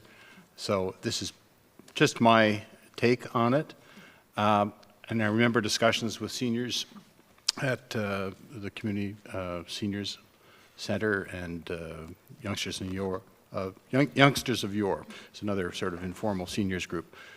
They, just let me talk about seniors first of all. They were looking for just a fixed route in Kemptville, but not every day. They were going to do it all on Thursday, the banking and the shopping and all that kind of stuff. So there is definite value to a fixed route for people who, for whatever reason, don't drive but want to get around town. My other 2 points that I'd bring to it is that, as the mayor mentioned, 2/3 of the population are out in the rural areas, and really I saw a real need for transportation for youth to get into the youth center in particular, but other events and school, etc. The other experience that I bring to the table is just for one evening for a year or so, picking up some extra cash, driving cab. I would, people, because of my experience driving, they come to me and say, when are we, what's happening with the cab service? And I'd like to see a plan that leaves room for the private sector to get involved. And I wouldn't want to see anything that we initiate. And public transit is absolutely needed, and there's a role for us to play, definitely, in providing transportation. But I'd like to see us come up with something that would create the conditions for the private sector to get involved and play, and provide cab fare, taxi service. And I remember reading more in depth this report that we were looking for the fixed service fee of $5 within Kemptville. Is that correct? Through Yeah, the fixed route I think service? the fixed route service would be $3 within Kemptville, and then $5 for the rural and the I see. regional. Okay, so I conflated those two. The minimum cab fare for a trip within Kemptville was $6. So I think a lot of people would use that option if a cab service could read the tea leaves and decide they could make a profit there. So I'm leaning towards not providing a fixed service in Kemptville in order to create those conditions for short cab rides. I'm also very interested in on-demand service, and I understand there's costs with a second vehicle because of demand throughout North Grenville, and not just limited to rides originating or terminating in Kemptville, but if someone wants to go from Bishop's Mills to Oxford Station, for example, that should be possible. And with the apps where you're not relying on a dispatcher trying to figure out the most economical route, where it's done through the application, I think it'd be possible to provide that kind of service without too much expense or too much additional cost. So those are my thinking on those two aspects. As far as the regional link, I agree with Councillor Strachan that connecting to the LRT station is important. I just don't know whether, again, the private sector couldn't see a market for it and provide it at a cost that could be borne by people who have regular jobs in Ottawa and need to commute for employment. So I'm leaning towards option 3, but with a little variation in terms of providing throughout the municipality on-demand service. Whether we bring these other elements in later, but that's sort of where I'd like to see the municipality dip their toe into public transit. Thanks. Good. I'll go to Councillor Strachan, and then I'll take any other comments. Is there anything you wanted to say at this stage? Sure. I mean, I have a little bit of a limited experience working with taxi policy, but one of the things that I do know that has become a bit of a challenge to both small communities implementing taxi service and existing taxi services within small communities is the requirement to provide a portion of their fleet that is fully accessible. And that likely is not going to change. In fact, if anything, that expectation might strengthen over time. And I know that's something that I think differentiates what the municipality can provide, and the fact that the ATS is already provided across the municipality and would be maintained in all of these scenarios by using a singular accessible fleet for that on-demand service, whether it's within Kemptville or also extending to the Oxford Station and the other rural hamlets and across the municipality. I think there is a benefit there to kind of at least provide that accessible service with the benefit of also providing it to the broader resident group. And then I guess I'll just happy to take on more comments and thoughts. So before going to Councillor Strachan, just to be clear, you're saying in the private sector, the burden on a taxi service to ensure a certain amount of accessibility, in addition to, I think, insurance thresholds, which also seem to have gone up quite significantly, have really appear to have sort of dampened the conditions for the survival of taxi services in smaller communities. Is that what I'm hearing? Like I said, my experience is relatively limited and really focused on where, and even in some larger communities where they'll they'll assign certain trips to taxis if they get overloaded. Oftentimes, even in larger communities, they're having trouble finding accessible vehicles Right. within the taxi fleets that can take over. And there are bylaw requirements and there are AODA requirements for certain proportions of the fleet to be accessible. And that is becoming a challenge because oftentimes that the investment in making a van accessible is borne by whoever owns the vehicle, whether it's an individual who's driving for a taxi company or the taxi company itself, and it's a significant investment. Okay. Councilor Strachan? And I invite other hands or comments. Through you, Madam Mayor. So listening to what Councillor Barclay has said, I mean, I think that the Ottawa component, I don't think should be underestimated because we do have a lot of people leaving the region for healthcare, a lot of people leaving for work now that the federal government has mandated return to office spaces and so on. So I think that there is a real need for that. But I don't know if in your assessments you've looked at where the greatest demand is, like, you know, if we were going to compare, and I know you presented those options, but it's, you know, sort of where we have a better understanding, and I guess we have maybe some metrics for what the Ottawa side looks like. So that's one point perhaps you can add in there. You know, the fully on demand for North Grenville, I think I will put on my I live out in the boonies hat. I don't live in a hamlet. I don't live someplace that is close to a community center. So anything that would be focused on those kinds of stops, and, you know, I don't think I'm not unusual as far as a resident in North Grenville goes. So, you know, being able to access something that's on demand would mean that it's a system not only that I could use, but hey, it'd be great if my kids could jump on a bus and I don't have to drive them into town for everything, right? And so I think that taking that part into consideration would mean that all the folks outside of Kemptville, which, you know, Kemptville isn't that huge. A lot of it, if you don't have any mobility issues and so on, a lot of it is somewhat walkable and things are close, relatively close to each other if you're living in the core. And, you know, looking at the route that was designed there, from a, you know, somebody who can get around, most of it is walkable, and we have trails, and things will change as time goes with the 43 access and all that kind of thing as well. So I think the fully on-demand piece would service most of a lot more of the community, and, you know, what we heard from, you know, youth on the Mayor's Youth Advisory Committee was, you know, that they had some of those limitations for jobs to getting into, you know, into work and so on, that they don't have if they don't have, you know, an adult to drive them around or a vehicle available.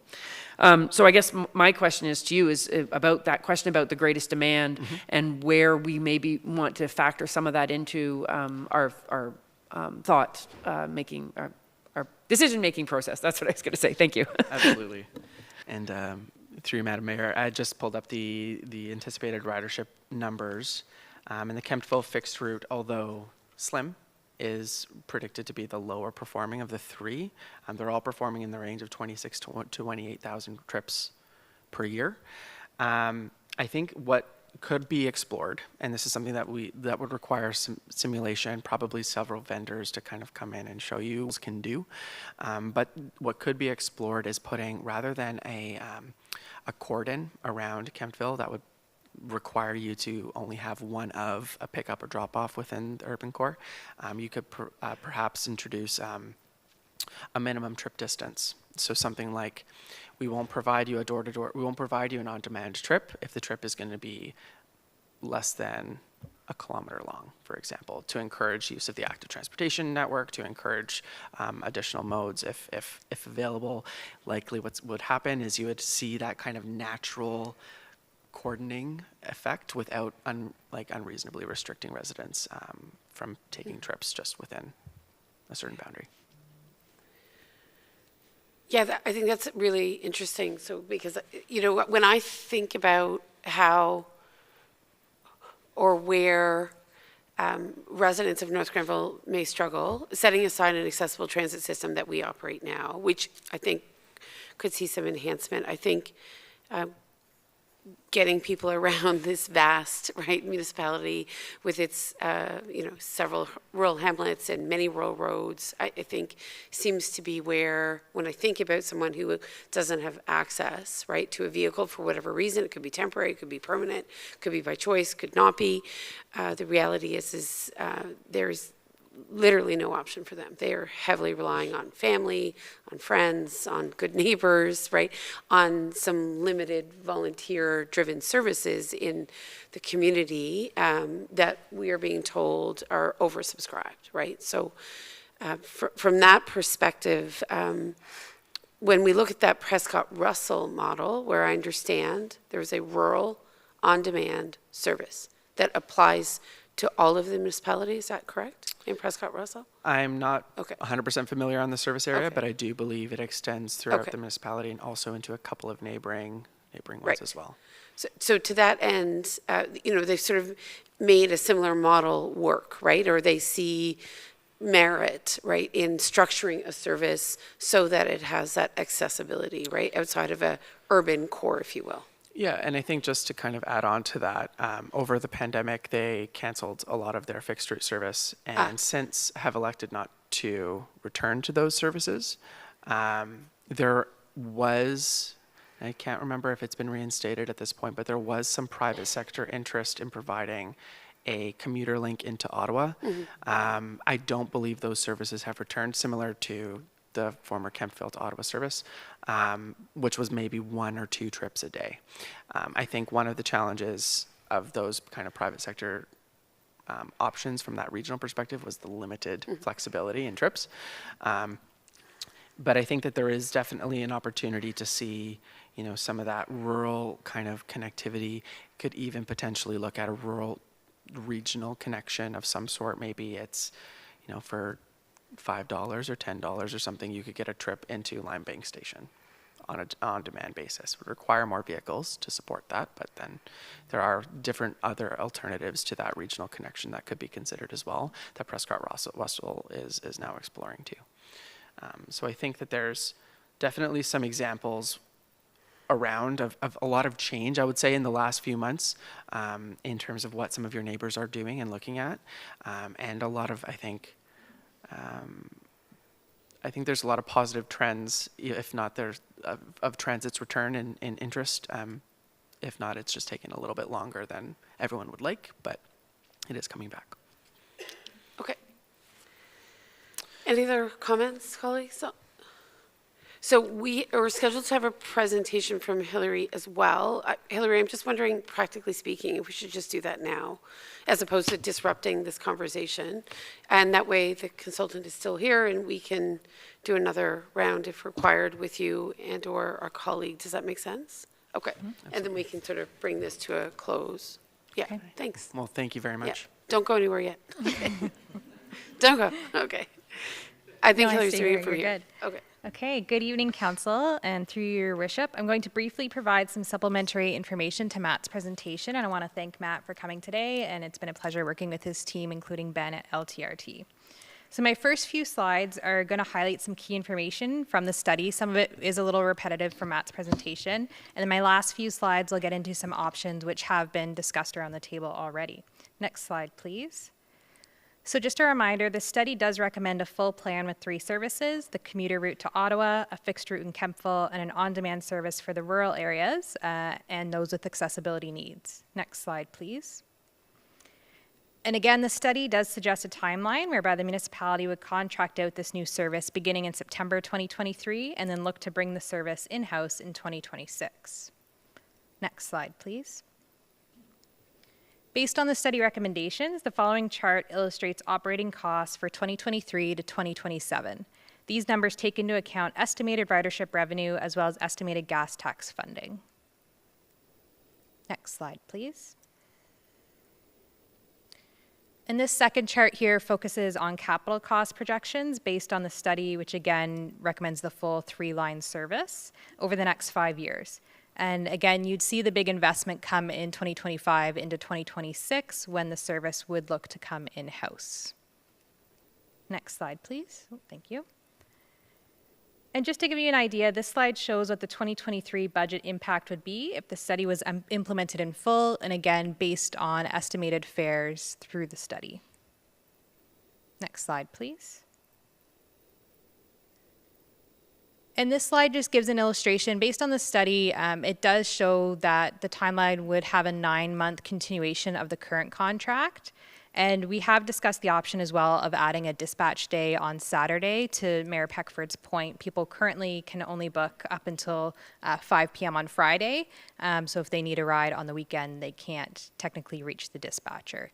So we have talked to ATS about amending the contract to include that as well. So just on the previous slide there, this was based on continuing the current contract for 9 months.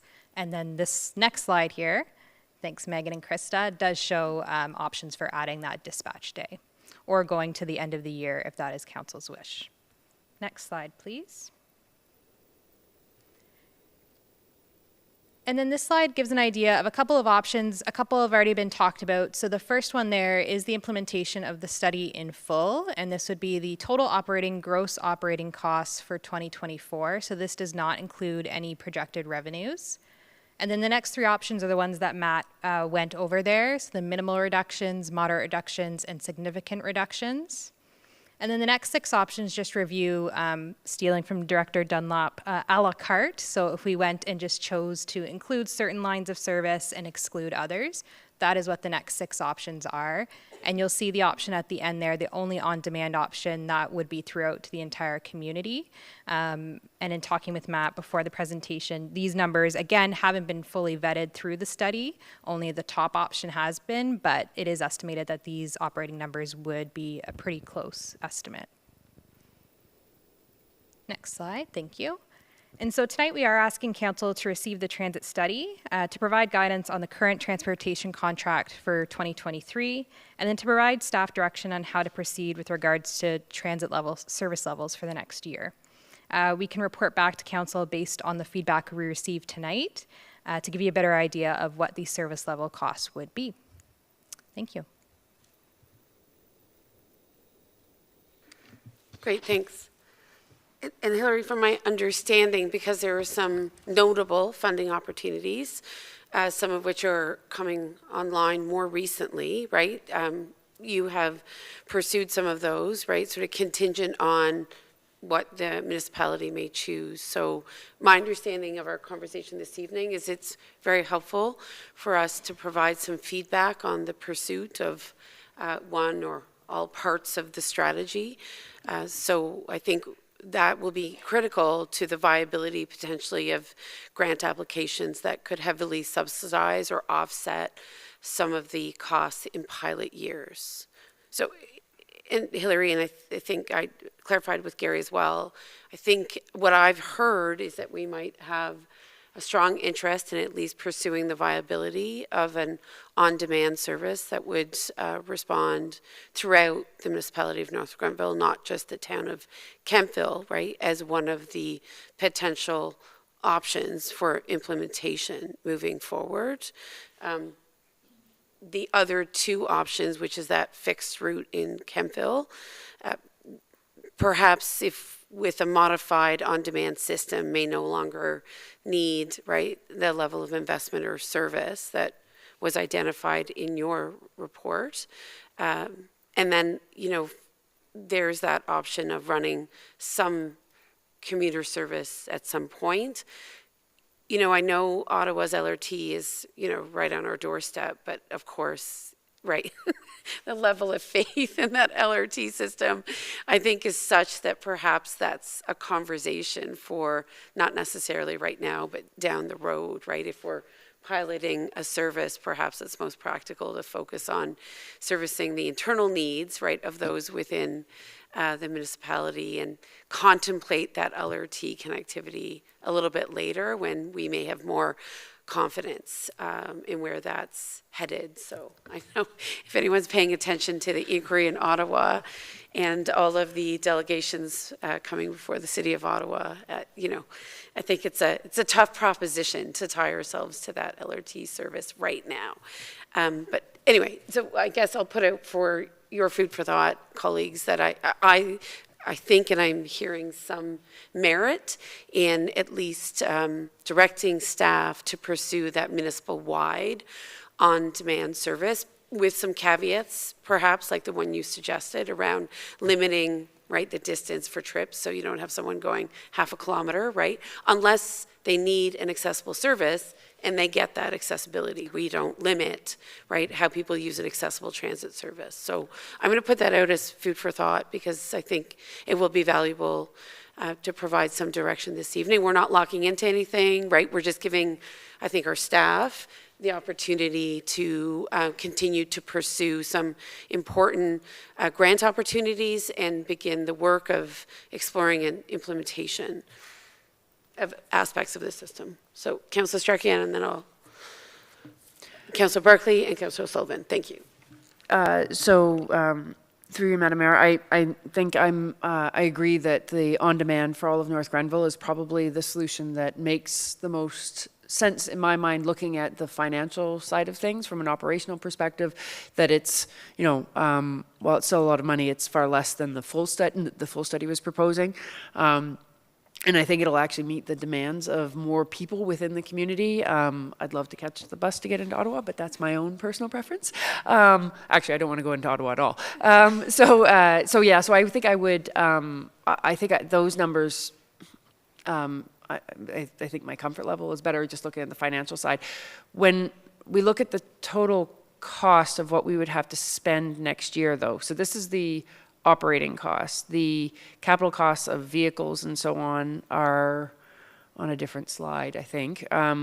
What do those look like? Sorry, went through very quickly here, so I just want to see the capital. It's a great question, Councillor Strachan, because I understand that for the first 2 years, and Hillary, you can confirm this, we would be contracting a service and not necessarily So that would be all contracted, okay. But you speak to that, Hillary. Exactly, perhaps. through you, Your Worship. So again, this is based on the full implementation of the study, and you can see here the significant capital investment wouldn't come until 25, 26, when we would look to bring the service in-house.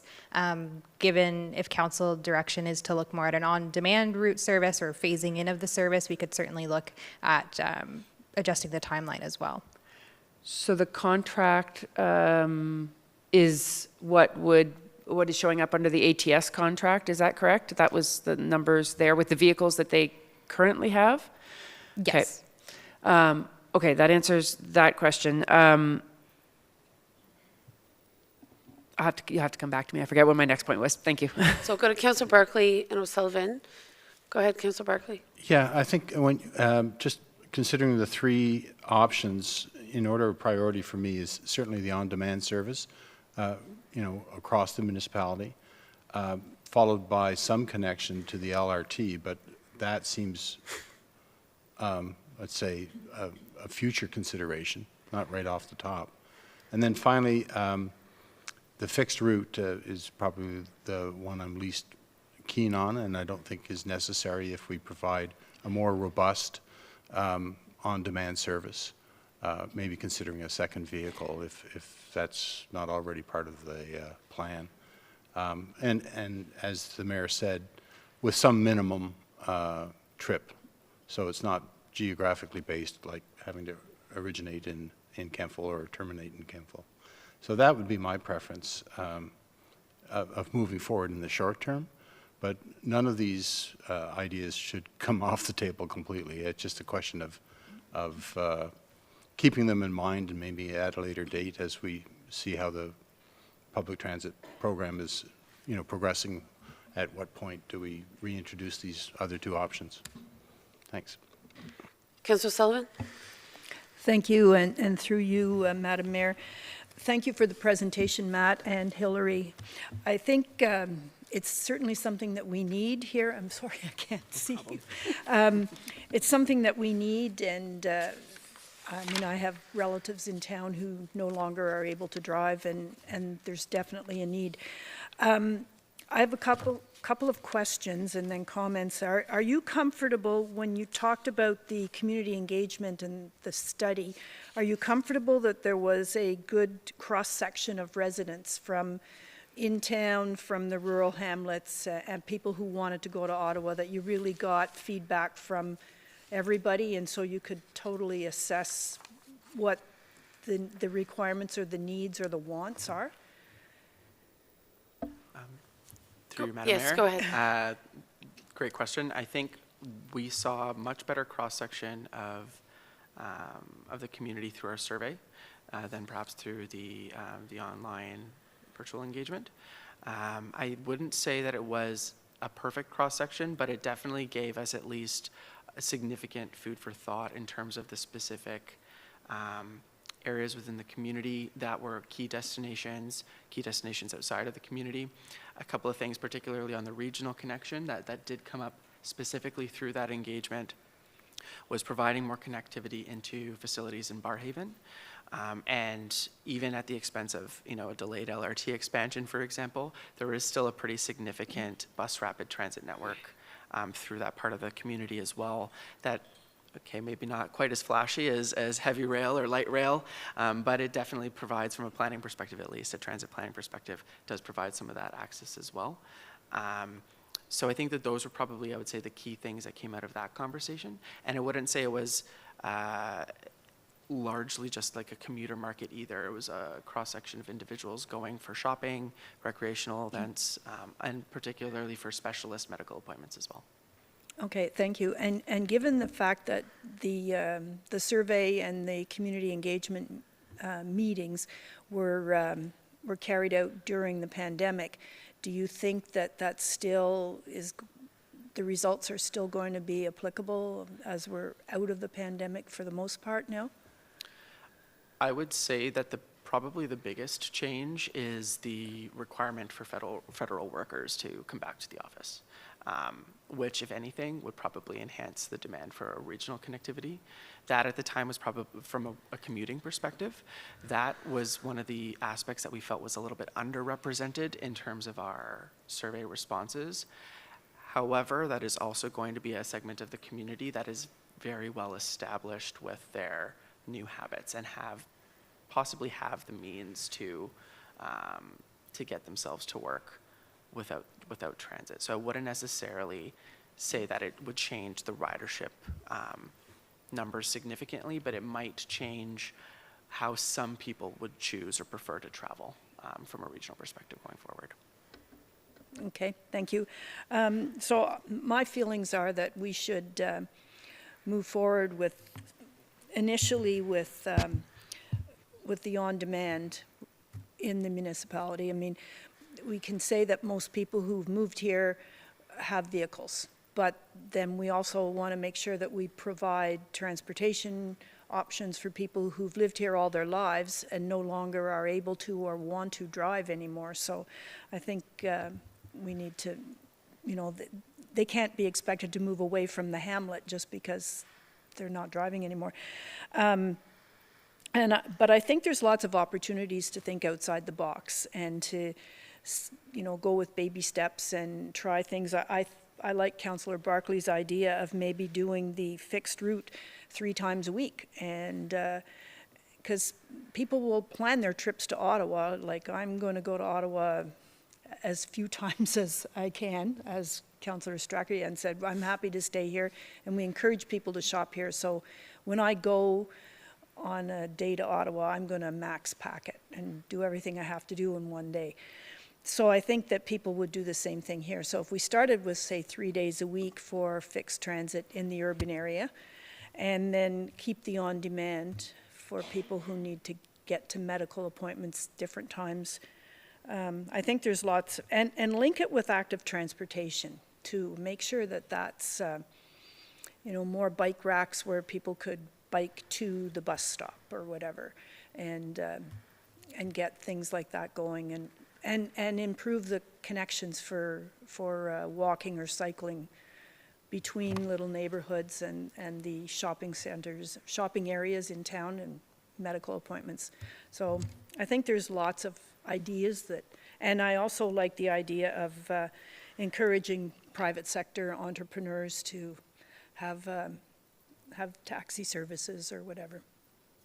So I think we need to do something, though, for sure, and I would go with the on-demand and limited fixed rate or fixed routes. Okay, I'm going to hear from Councilor Strakian, and then I think, tried my hand at a motion that I think captures the spirit of where we're headed, but I'll hear from Councilor Strakian first. Through you, Madam Mayor, I think we could probably talk about this all night. Clearly, we've Yes. got lots of good ideas about this. I mean, I think the overall purpose is to reduce vehicle reliance on vehicles within the municipality. And so I think that there's a lot of advantages to having that on-demand system, as I've already said. The fixed transit one, I'm just to what Councillor Sullivan said, is that if we only do it 3 times a week, I think we're going to be facilitating trips of a different type than necessarily the ones who would want it on a regular basis for things like work or something like that, that it doesn't necessarily work if it would probably be beneficial for some, but it wouldn't necessarily get us the same stats on people who may be using it to go into work and so on. So I think we could achieve something, but not necessarily what we would use to inform a decision about fixed route into Ottawa or into the LRT for 5 days a week or 7 days a week. So perhaps there's some thought to go into that, but I'm not saying it's not a bad idea. Just that I think we'll get different results.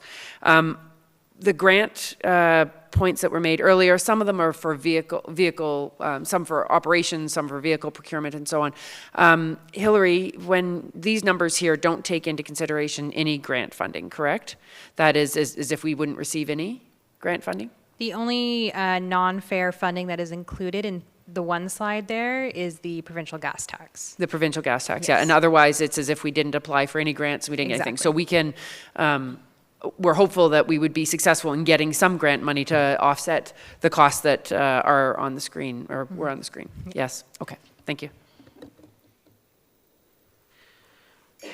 Okay, Just to clarify, sorry, Councillor Strakian, when I was talking 3 times a week, as an example, I meant within the urban area in Kemptville, just for people who want to get around town. Okay, so maybe, the recommendations can be the following. So for your consideration, Council, receive the presentation titled Transit Feasibility Study for M&G, renew the current accessibility contract, right? Because the renewal is required. We run an accessible transit system, and I understand, Hillary, that service needs to be renewed until such time as enhanced service is established. So I understand that was part of what you were hoping for tonight, is that we have an obligation to run an accessible transit system. So the renewal, right, of that contract is fairly pro forma, is my understanding.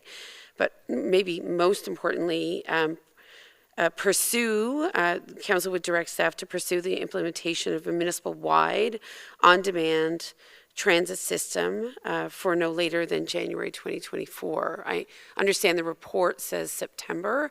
I actually think that's a great time. People are going back to work, school, right? But I understand those timelines may be a little bit ambitious. So perhaps we'd leave it to staff to figure out the implementation. Of course, in providing this direction, many more details to come in terms of the actual specific costing and contracting. But if we give you this mandate, then obviously municipal staff have something substantial to work with at the present time. Does that make sense, colleagues? Can I look for a mover and a seconder then? Okay, Councillor Barclay, Councillor Strakian. And perhaps, we could add to this that consideration is given to other components, right, of the proposal, but really subject, I think, to much further discussion with council. I think we see the merit in some of those additional pieces potentially down the road, or depending on initial uptake in a pilot period. So I think at this point, it sounds like this council is fairly united in a want to see at least the on-demand transit system implemented if all the numbers work and we can create the conditions financially for that to happen. Okay, we've got a mover and a seconder. If there's no other comments, I'm going to call the question. All in favor? Okay, good. Thank you again for coming, Matt. We appreciate it. Thanks for your time. And Hillary, I know this has taken up a lot of your time as well, so appreciate all of your engagement. Councillor Barclay? Yeah, I'm sorry, I missed my opportunity to make a comment, but we'll be revisiting this on Absolutely. an annual basis and considering these other options as we go. Sure. Right. Indeed. And I expect, as per discussion I had with Mr. Dyke earlier, we're still in the very early stages of establishing viability for the implementation of a service. So lots more discussion to come, but hopefully you have what you need to proceed. Okay, thank you.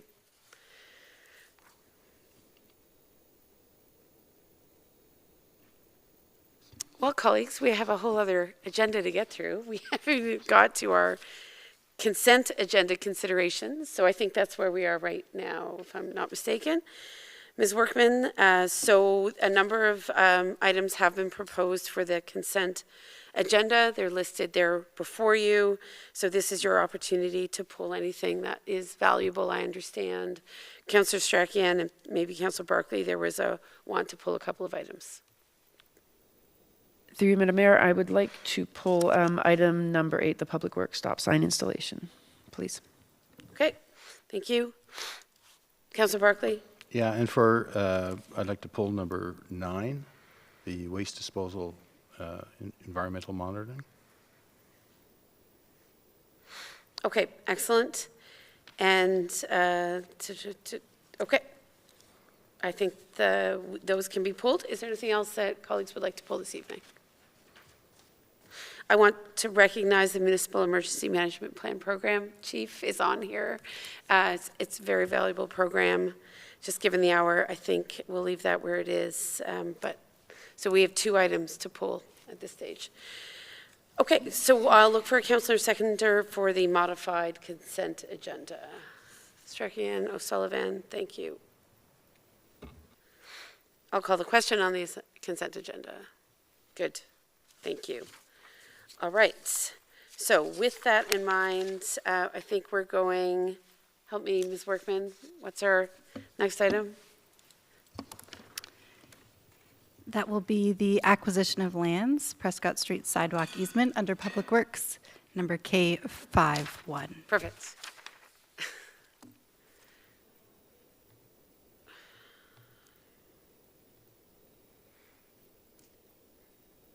Welcome, Ms. Dunlop.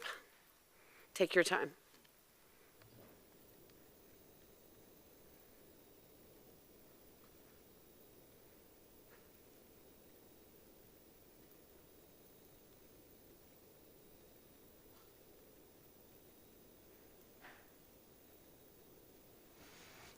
Thank you, Your Worship.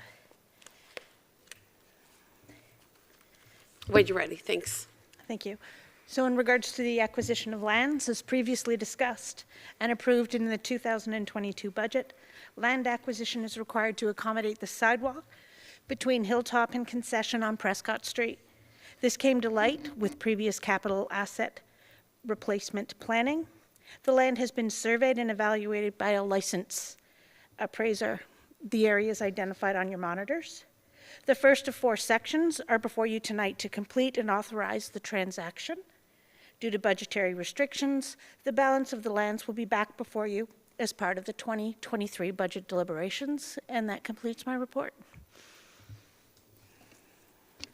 Thank you. Questions, colleagues, at this stage? Seeing none, then I'll look for a mover and a seconder, and that is, I'm going to pull it up now. That council authorize the acquisition of lands as described as Lot 28, Concession 3, and we authorize the Director of Public Works to execute the agreement of purchase and sale and all necessary documents. Could I have a mover and a seconder, please? Councillor Sullivan, Barclay, thank you. As there were some confidential financial matters, this was discussed and closed, so we've had the benefit of that discussion. So I will call the question. All in favor, please. Good. Thank you. That passes. So we'll move on, and I believe we are now going to address the stop sign installation at Oxford Street and James Street. Over to you, Director Dunlop. Thank you, Your Worship. So we're here to discuss the installation of an additional intersection control at Oxford Street East and James Street intersection. These additional controls will be 2 additional stop signs creating an all-way stop. Next slide. In recent years, the municipality has been assessing the intersection of Oxford Street East and James Street in response to residents' concerns, specifically evaluating pedestrian safety, speeding vehicles, roadside hazards, and intersection control safety. This is an aerial photo of the intersection for display purposes. Next slide.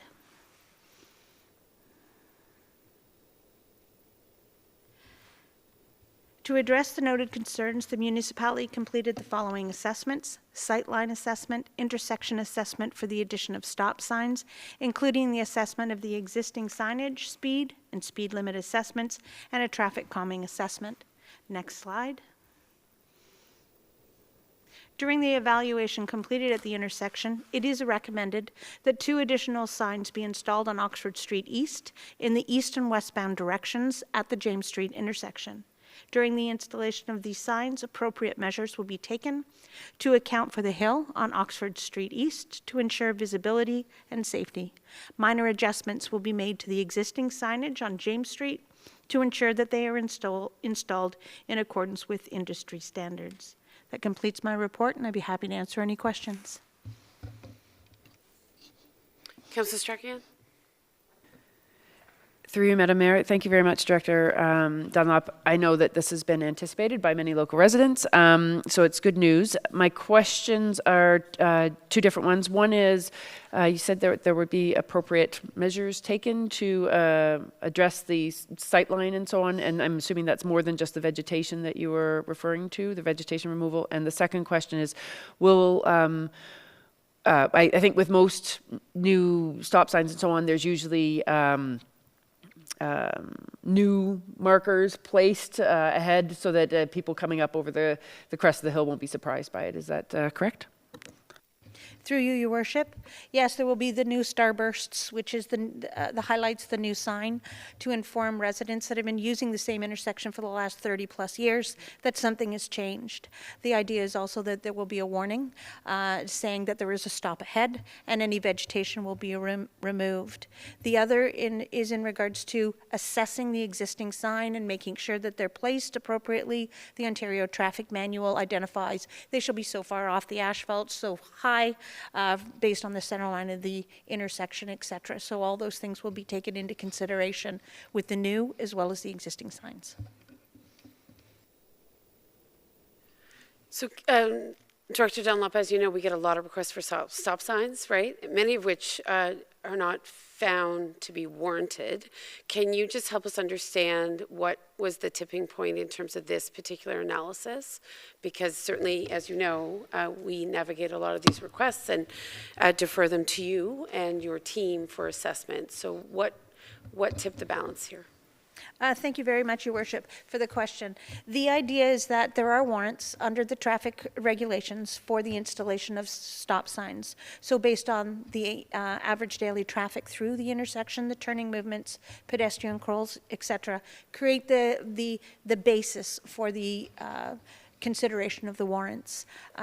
So many people are saying, well, hey, we should need one, but if you install a stop sign where those warrants do not exist, they actually cause a safety concern. They mean that someone will run the stop sign because they do not feel it's warranted, and the feeling, although it is a feeling, can be actually attributed back to traffic evaluation, engineering assessments, etc. So that's why it's so very important to meet those warrants for a stop sign. So things like pedestrian, speed, daily traffic, and turning movements and sight lines are the major considerations.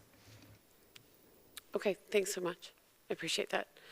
So I'll look for any final comments. Seeing none, I'll look for a mover and a seconder for this motion, please.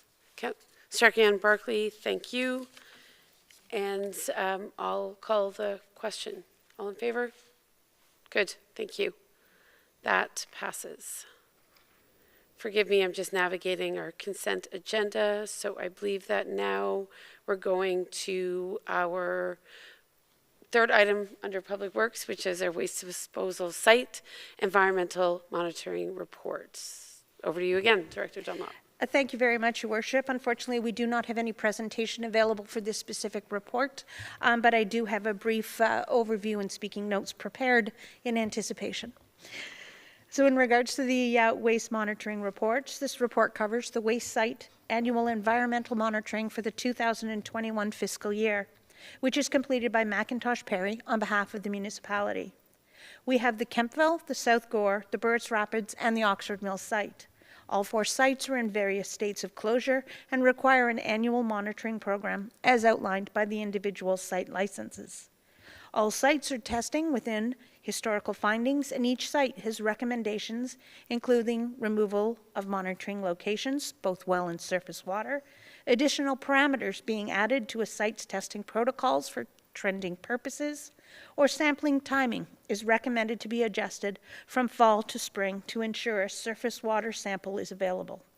Any adjustments to the monitoring program will be considered once approved by the ministry and included in future budget requests to council. Any recommendations from the 2020 reports are still awaiting Ministry of the Environment, Conservation and Parks approval. The annual monitoring reports were attached to the report in your agenda, and this completes my report, and I'd be happy to answer any questions. Go ahead, Councillor Barclay. Yes, thank you, Director Dunlop. I asked this to be pulled from the consent agenda because I have some questions about costs. In particular, there was additional monitoring required for the Oxford Mills transfer station. So I'm just wondering what those costs were, if we've done those. And also, they had some recommendations about updating our monitoring programs, and I assume that's for all 4 of our sites. And I'm just wondering what kind of costs we can expect coming forward in the next budget for that kind of monitoring. Thanks. Through you, Your Worship, in regards to the the annual environmental operating budget for the 4 sites combined, it's estimated to be approximately $75,000. There's always a give and take in regards to the individual sites. We'll remove a sample here, add a sample there, add a well, decommission a well. So those operational changes, I would come back to you for capital funds in regards to the installation of a physical well in the budget, but it is typically about $75,000 to the balance of all 4 sites for the annual monitoring program. But the recommendation is to update our monitoring programs. So it sounds like something in addition to our normal $75,000 budget item.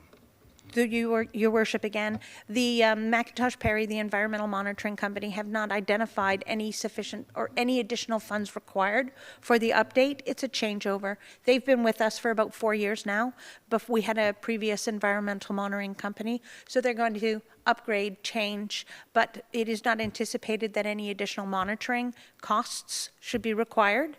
There's changes in regards to licensing, there's changes in regards to sampling protocols, but it is my understanding there's no additional operating costs. But that being said, we will be going back out to tender in 2023 as McIntosh Perry's contract is up.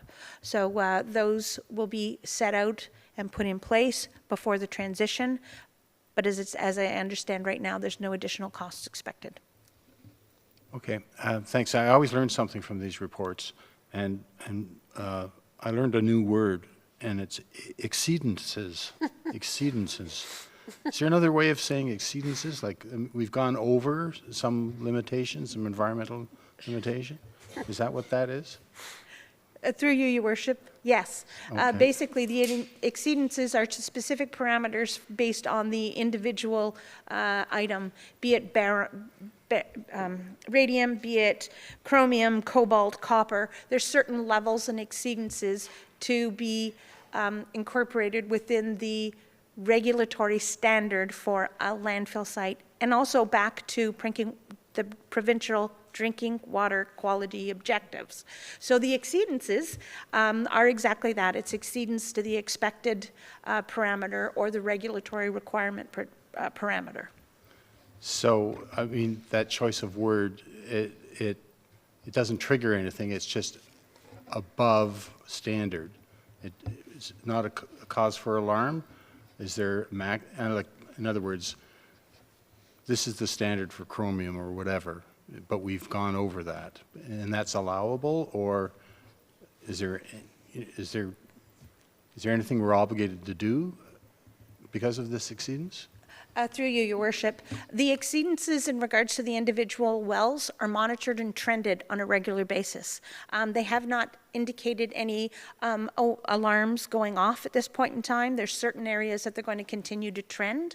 If you identify one specific exceedance, the Kemptville landfill site had a leachate breakout. Now, that leachate breakout was monitored and trended. Was it a one-off? Was it due to a specific precipitation event that came through? That has not been identified again in the last two monitoring years. So that exceedance is out the window. But there will be other ones that we have to trend and take a look at once we trend them for a couple years, unless they're extreme, sudden, and caustic, then the alarm bells are not raised. So we trend, we decide there is a factor for concern or not, and that will be identified in the report, and a recommendation for remediation will be provided to the Minister of the Environment, Conservation Parks, and Council. So at this point in time, there's no alarm bells. There are exceedances, and there are things that we will trend, and they have been trending for the last 25 years. Okay, so they're yellow flags, not red flags. Okay, great. Thanks.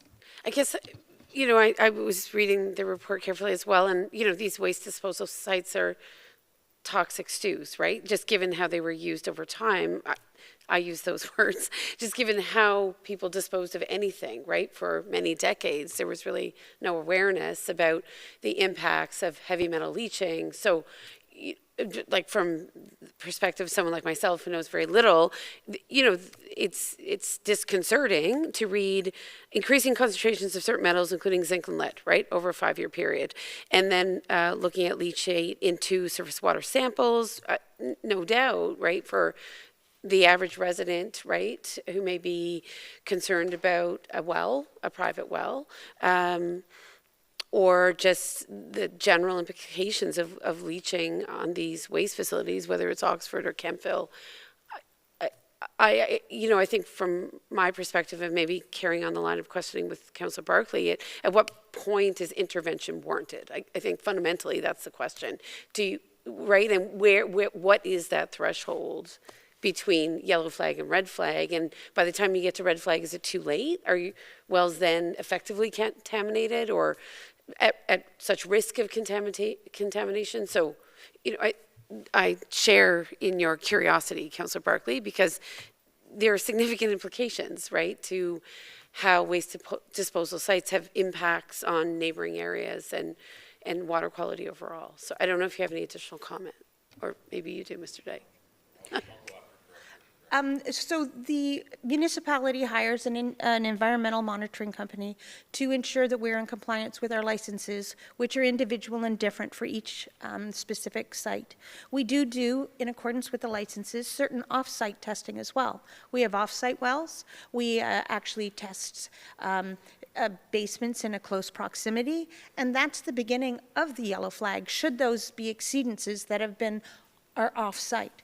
So the environmental monitoring company has the license that they operate, and they're to identify as part of the recommendations within the report if there are major concerns and actions. We have 2 potential remediation plans, such as that leachate that was identified coming off the Kemptville Mound years ago. We had a contingency plan for that, but that contingency plan has not been required. So contingency plans are set in place should something come up as a red flag from a yellow flag. At this point in time, we don't see moving forward with any of those concerns. Mr. Dyke?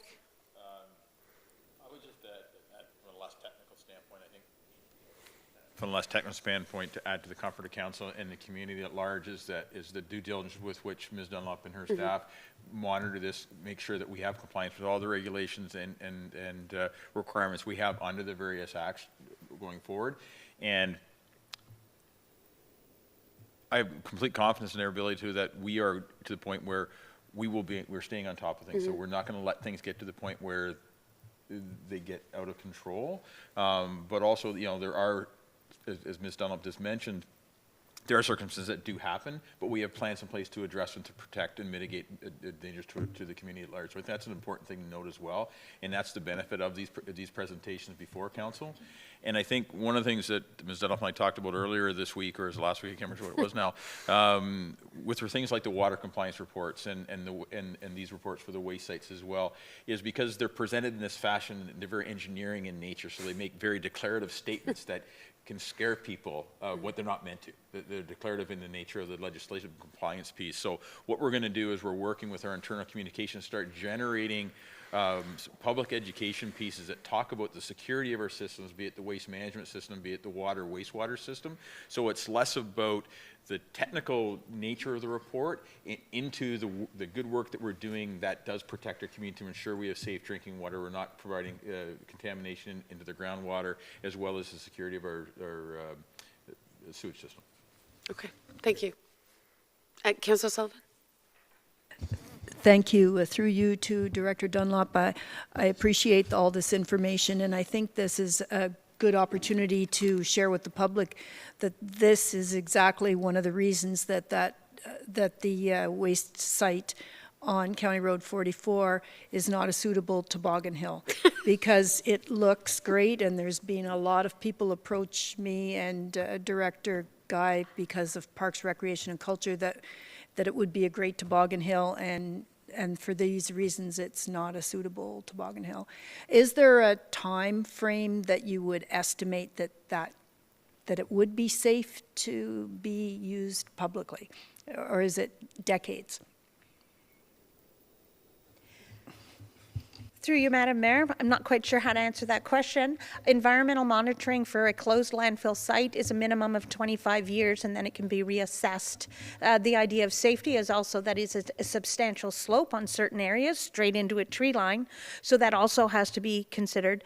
But the gas vents on top would have to be eliminated before the public safety, the gates could be opened. So a minimum of 25 years. The site was closed, I believe, in 2007, if I recall correctly. Yes, June 2007. So it would be 25 years at a minimum from that date. Thank you.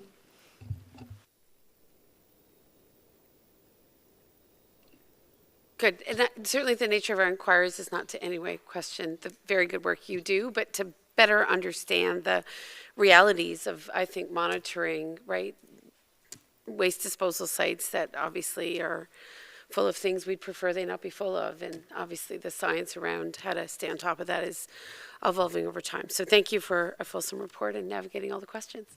So I think we're at the point where we're receiving this report, council colleagues. Can I get a motion to that effect, please? Councillor Barclay, Councillor Strachan, thank you.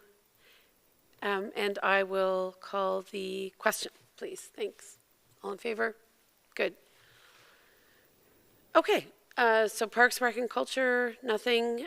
We, I think, are on to other business. I don't have any other business this evening. Any other business, colleagues? Nothing. Notice motions. Any notice motions this evening? Seeing none. I believe that we have considered all bylaws. That's and addressed correct. them Yes, accordingly. Your Worship. Okay. So then just questions from members of our community and the media. Any questions? No? Okay. Well, thank you, Ms. Westendorp. I've taken note. You've certainly been paying very close attention, so appreciate your engagement and staying power this evening. It's not every member of the media is here, so we appreciate the investment of your time and energy. Okay, and then anything else from residents? Seeing none? All right. So we'll go to close the meeting, confirmation bylaw, and that's set bylaw 9622 to confirm proceedings of council at its regular meeting held on December 6th, be adopted and passed. Mover and seconder, O'Sullivan, Wilson, thank you. I'll call the question. All in favor? Thank you. And then a motion to adjourn, and that is that we adjourn at 9:10 p.m., which is not bad, all considering. That's a non-debatable motion. I'll look for a mover and a seconder. Strachan, Barclay. I'll call the question. All in favor?